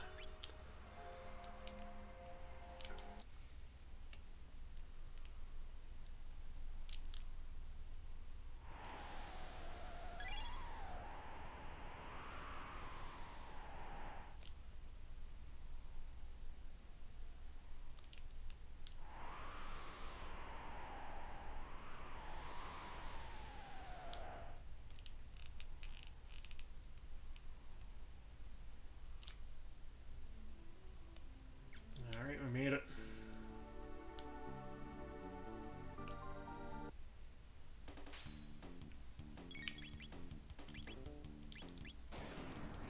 These things are weak to fire, I think. I think a lot of the enemies on this mountain are. So, obviously you want to use Luga and or Magus. Using Magus for now again to get his tech points up.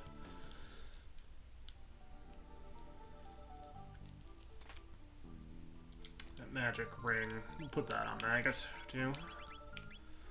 Luga already has one, I believe. Yeah.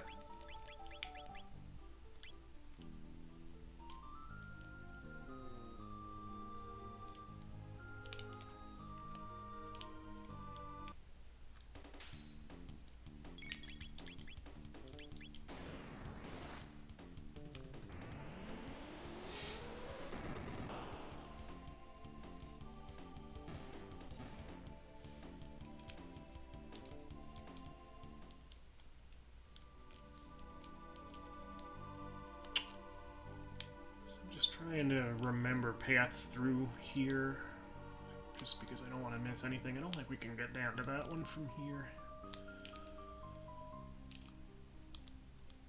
Or maybe up to that one is more like it. Yeah. Yeah, I think we have to go, like, around to get that.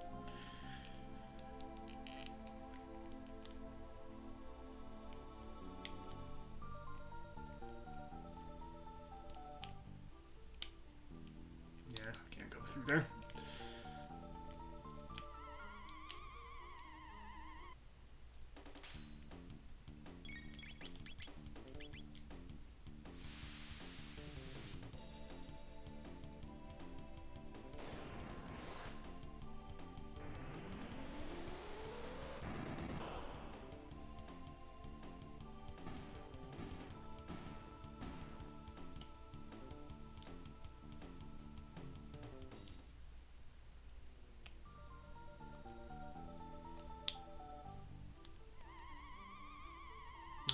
Pretty sure these things are weak to fire too.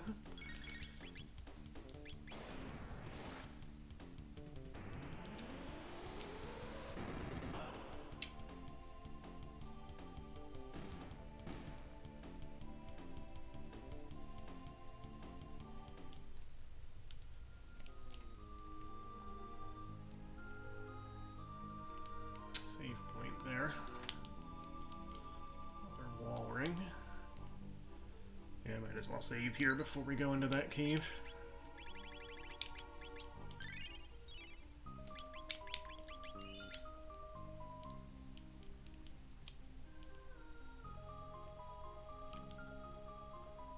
This is our first fight with a lava spawn, and I think we can charm something good from that. So we'll put Ayla in.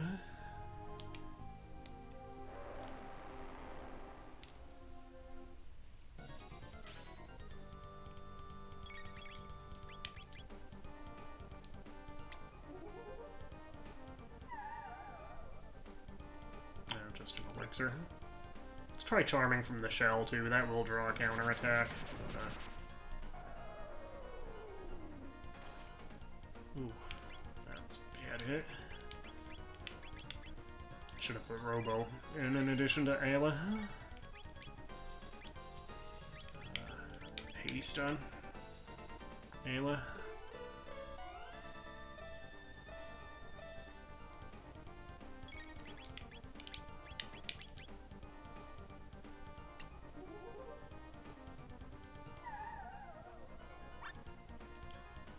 Maybe the body doesn't have anything.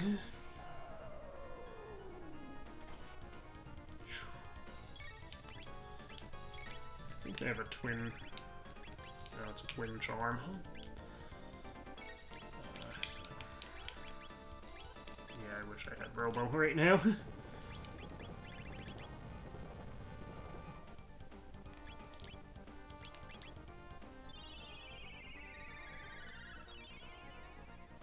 This was kind of a bad party lineup for this battle.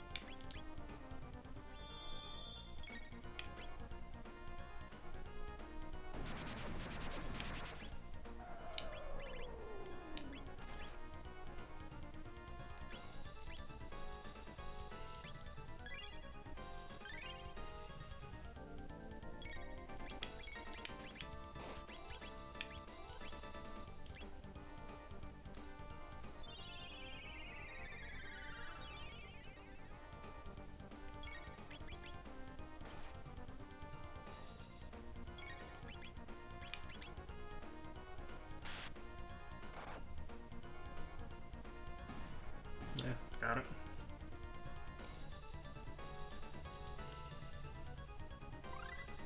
$120 tech points, though. That's pretty sweet. So that's for Robo, obviously. Let's actually go back out and use the save point to heal again.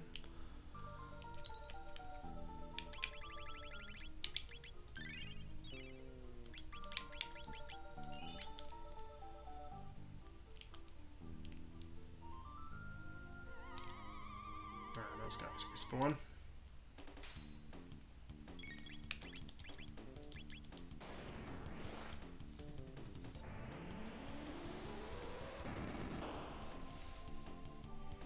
Yeah, he's, I think, now fast asleep next to me after causing chaos at the beginning of the record. So, yeah, he should be getting his Dark Bomb fairly soon.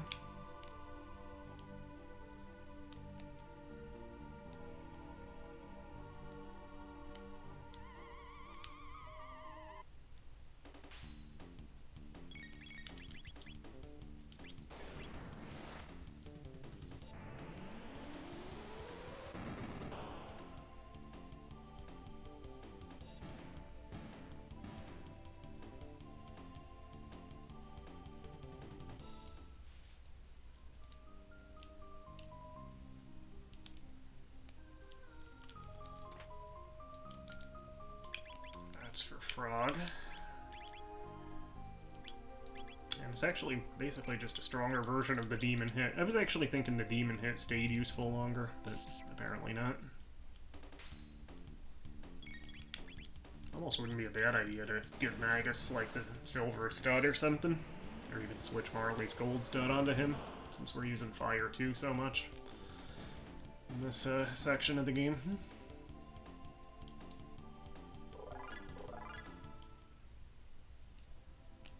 in fact, let's do that. There's the silver stud. So that cuts his MP use by half. At the cost of having slightly lower magic skill, but I think that's an okay trade-off for now because we are leaning on his spells so much at the moment.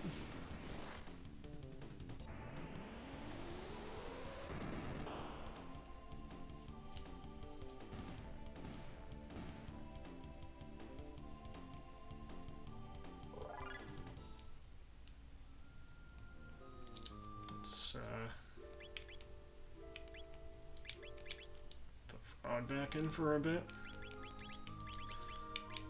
I always like to kind of separate him from Magus a little bit. He's actually learning his last skill too.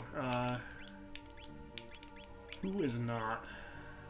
Robo is not yet, so let's put Robo back in. He should get his area bomb soon, which is actually a fire move, I believe, also. Yeah, we'll go back to these three.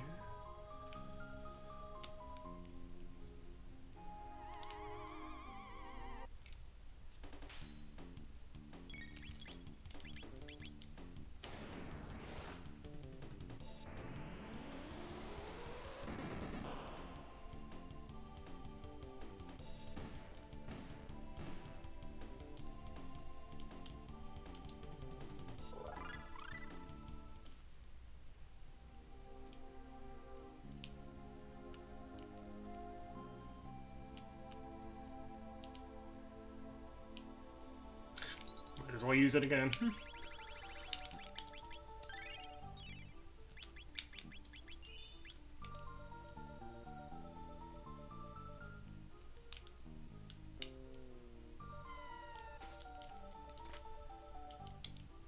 It's actually for Magus.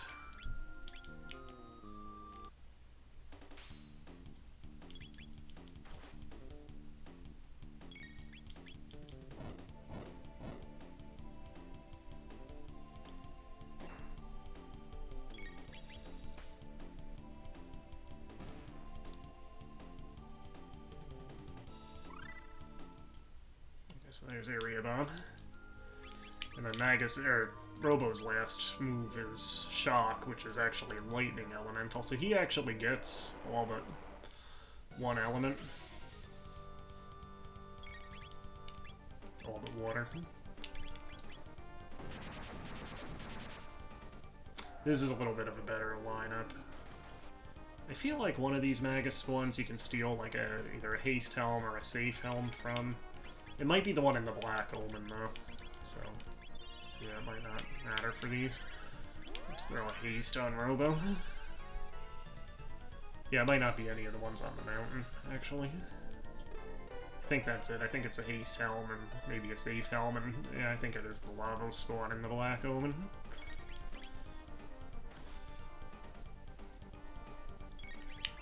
And we can use that Uzi Punch here. It's essentially Robo's 100-hand slap.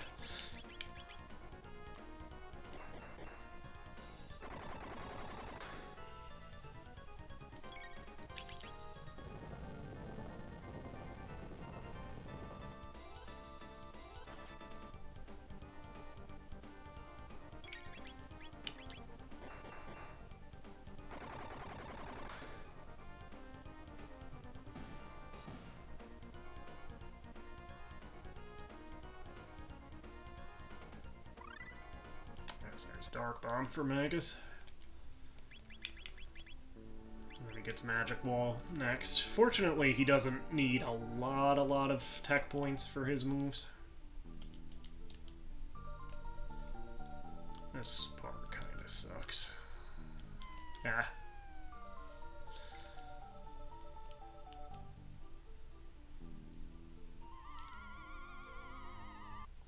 Yeah, it kinda sucks because all of these battles respawn. The Lavo spawn does not, fortunately, but I guess on the bright side, it's free tech points and stuff.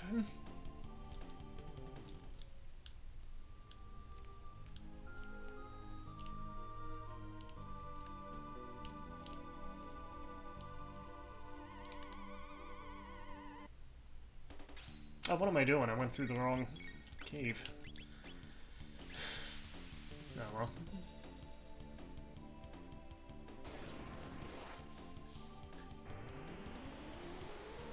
When we get to the end of this mountain, we should probably save and quit for now. I think we can do this in 2 more parts, too, after this. 1 part for, like, the sort of side questy part of the game, and then one last one for the final battle, and the ending and such. So yeah, I think we can probably do it in 2 more parts.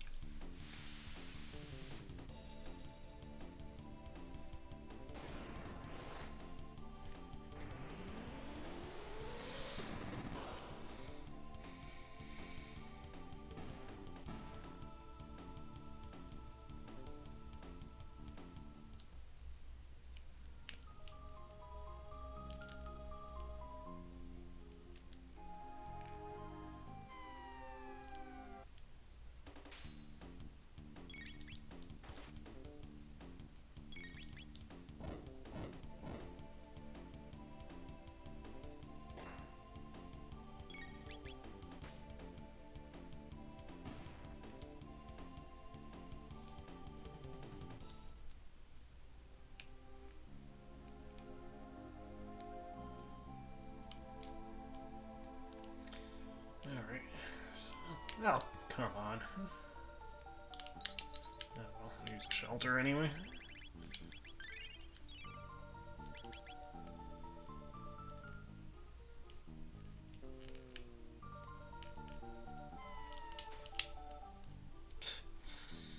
Didn't feel like fighting him again. Because it's kind of like you have to run... You don't want to run too far. There we go. This, theoretically, you can actually kind of use to farm for experience, but I don't think I have the patience for that now, especially because it is kind of getting late. And we're almost at the 2-hour mark already. We'll be pretty well over 2 hours by the time we finish this dungeon, or mountain, whatever.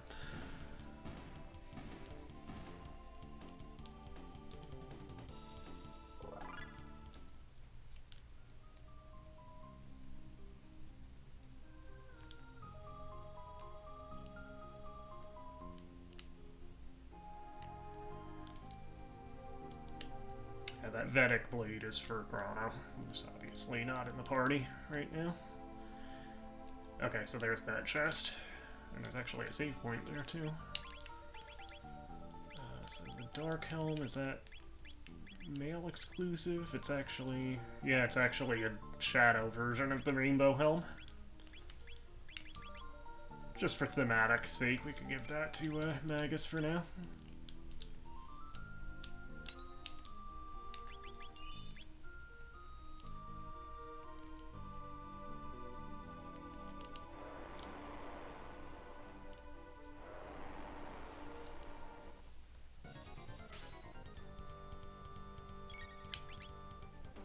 Could actually, I think, use Dark Bomb on the head of this. I'll try it next time Magus's turn comes up, but I don't think the Dark Bomb hits the shell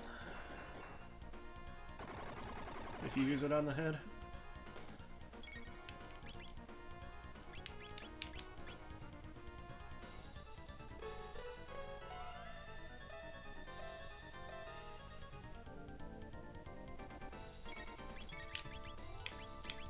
Oh, it does hit the shell. So, yeah, never mind. Don't really want to do that. Because you get that counterattack on all 3 characters if you hit the shell.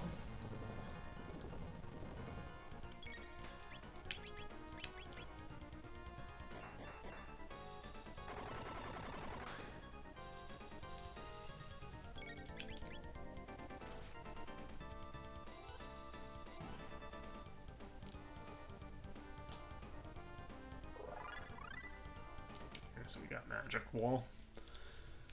So what's his next skill? Dark Mist. I never used Dark Mist that much. And then he gets Black Hole, and then finally Dark Matter. So this is that push the shell business that one Poyozo doll was talking about. So you get it here, and then you can actually climb up it to that ladder. Chest there, memory cap. Is that any good? Yeah, those rainbow helms we charmed from the beasts a while ago. It's really worth getting those because they kind of supersede a lot of equipment for the remainder of the game. Like, eventually you do get better helmets, but it's not for a while. So we're actually up to the end here already. Summit of Death Peak.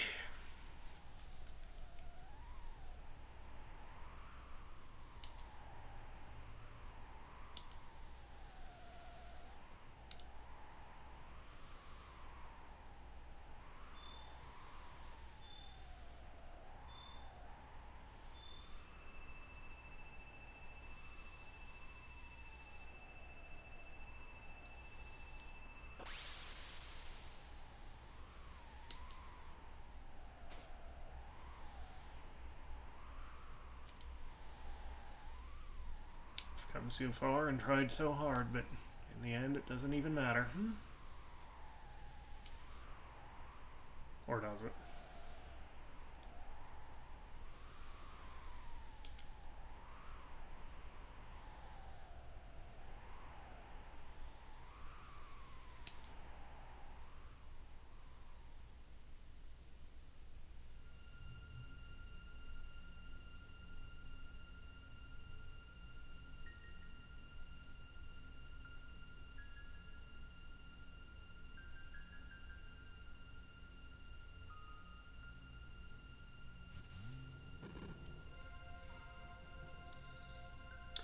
What I do like about this set piece is that the game actually does record what party members you had at the time that this happened. So, like, we're using Luca and Frog.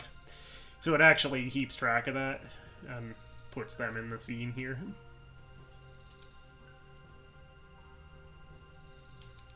It's just a nice little touch.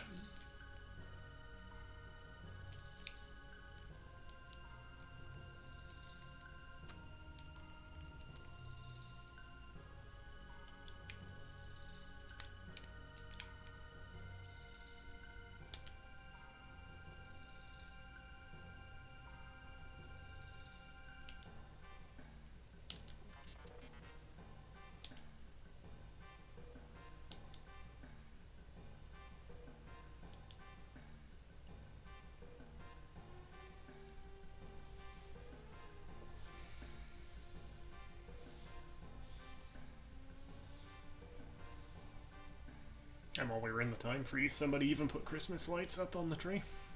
That's nice of them.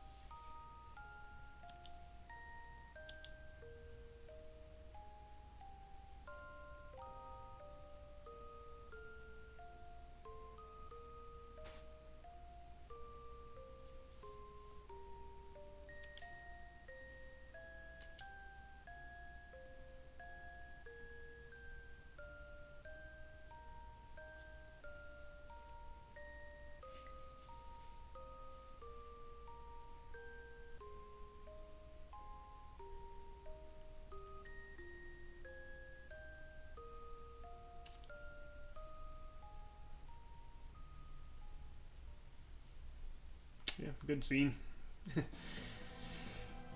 Incidentally, that concept of the time freeze kind of reminds me of, it's not exactly what was going on there, but one of the scariest concepts in horror to me, and I don't know if there's even really a name for it, is like the idea of being stuck in time. With, you know, no way to escape from a certain moment. Like, good example is the Stephen King story, The Jaunt. the Jaunt from Skeleton Crew, which deals with teleportation, but the idea is that you have to be asleep when you teleport, because if you go through when you're awake, basically you lose all perception of time, so it feels to you like it's taking, like, potentially millions of years. And of course the crux of the story is that the kid's, like, kind of rebellious son, they're teleporting to Mars. And the like, rebellious, kind of adventurous son decides to hold his breath when they give him the gas to knock him out before they teleport. So he goes through awake, and then when he wakes up later, when they finally teleport, it's, like, no time at all passed for the rest of the family, but the son had been stuck in, like, an empty void for, again, who knows how long. It had been millions of years, it felt like. And he's, completely lost his mind when he comes back. It's longer than you think, Dad. That right there, that's probably the scariest thing I've ever read by Stephen King. I haven't read all of his stuff, but yeah, just conceptually, that idea of being, like, trapped in time is really just terrifying to me. Black Mirror did it too. Another example, what's the episode called? White Christmas, I think. The Christmas episode of Black Mirror. Anyway, that kind of deals with it too, where the guy ends up stuck. Like, they because he's a criminal, they trap him in, like, a certain moment, or trap his consciousness in a certain moment, and set the time so that I think it's like 1,000 years per second are going by, and then they just leave it on over the weekend, so it's like millions of years are passing for this guy, where he's just trapped in this place and can't get out. It's like, that's like one of the worst concepts I can imagine. I mean, if you really think about it, like, Groundhog Day could easily be, like, a really scary story.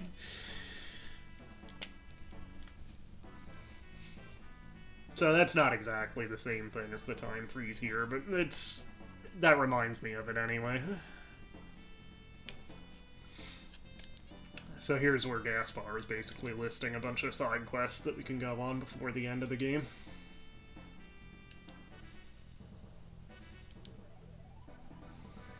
And I think for us, this is a good place to stop. We're over the 2-hour mark, so...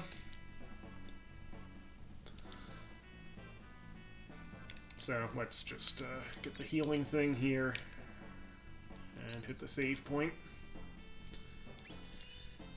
The Faded Hour, that's this penultimate chapter of the game. So we'll pick up with that next time. It'll probably be 2 more parts. We'll do, like, the side quest part of the Faded Hour in part 9, and then we'll probably do a last part of part 10 for the actual, like, the final battle and the ending. So the last part will be a short part probably, but yeah, I think we can do it in those. We will want to get Magus trained up on his final techniques. I often use Magus for the final battle, not always, but a lot of times I use Chrono, Robo, and Magus as my final battle team. There is also the Black Omen. Maybe it'll be 11 parts, we'll see. Because, yeah, the Black Omen takes a while, and you kind of want to go through that 3 times. The last 2 times don't take as long as the first time, but still. So, yeah, we'll say guardedly 2 more parts for Chrono Trigger. Maybe 3. We'll see how part 9 goes, basically. But, yeah, anyway, hope you enjoyed. We got a good chunk out of the way today, so... Again, hope you enjoyed. We'll see you again for the next part, and possibly the second to last part. So hit like and subscribe as always, and we will see you again on Dan Plays. Have a good night.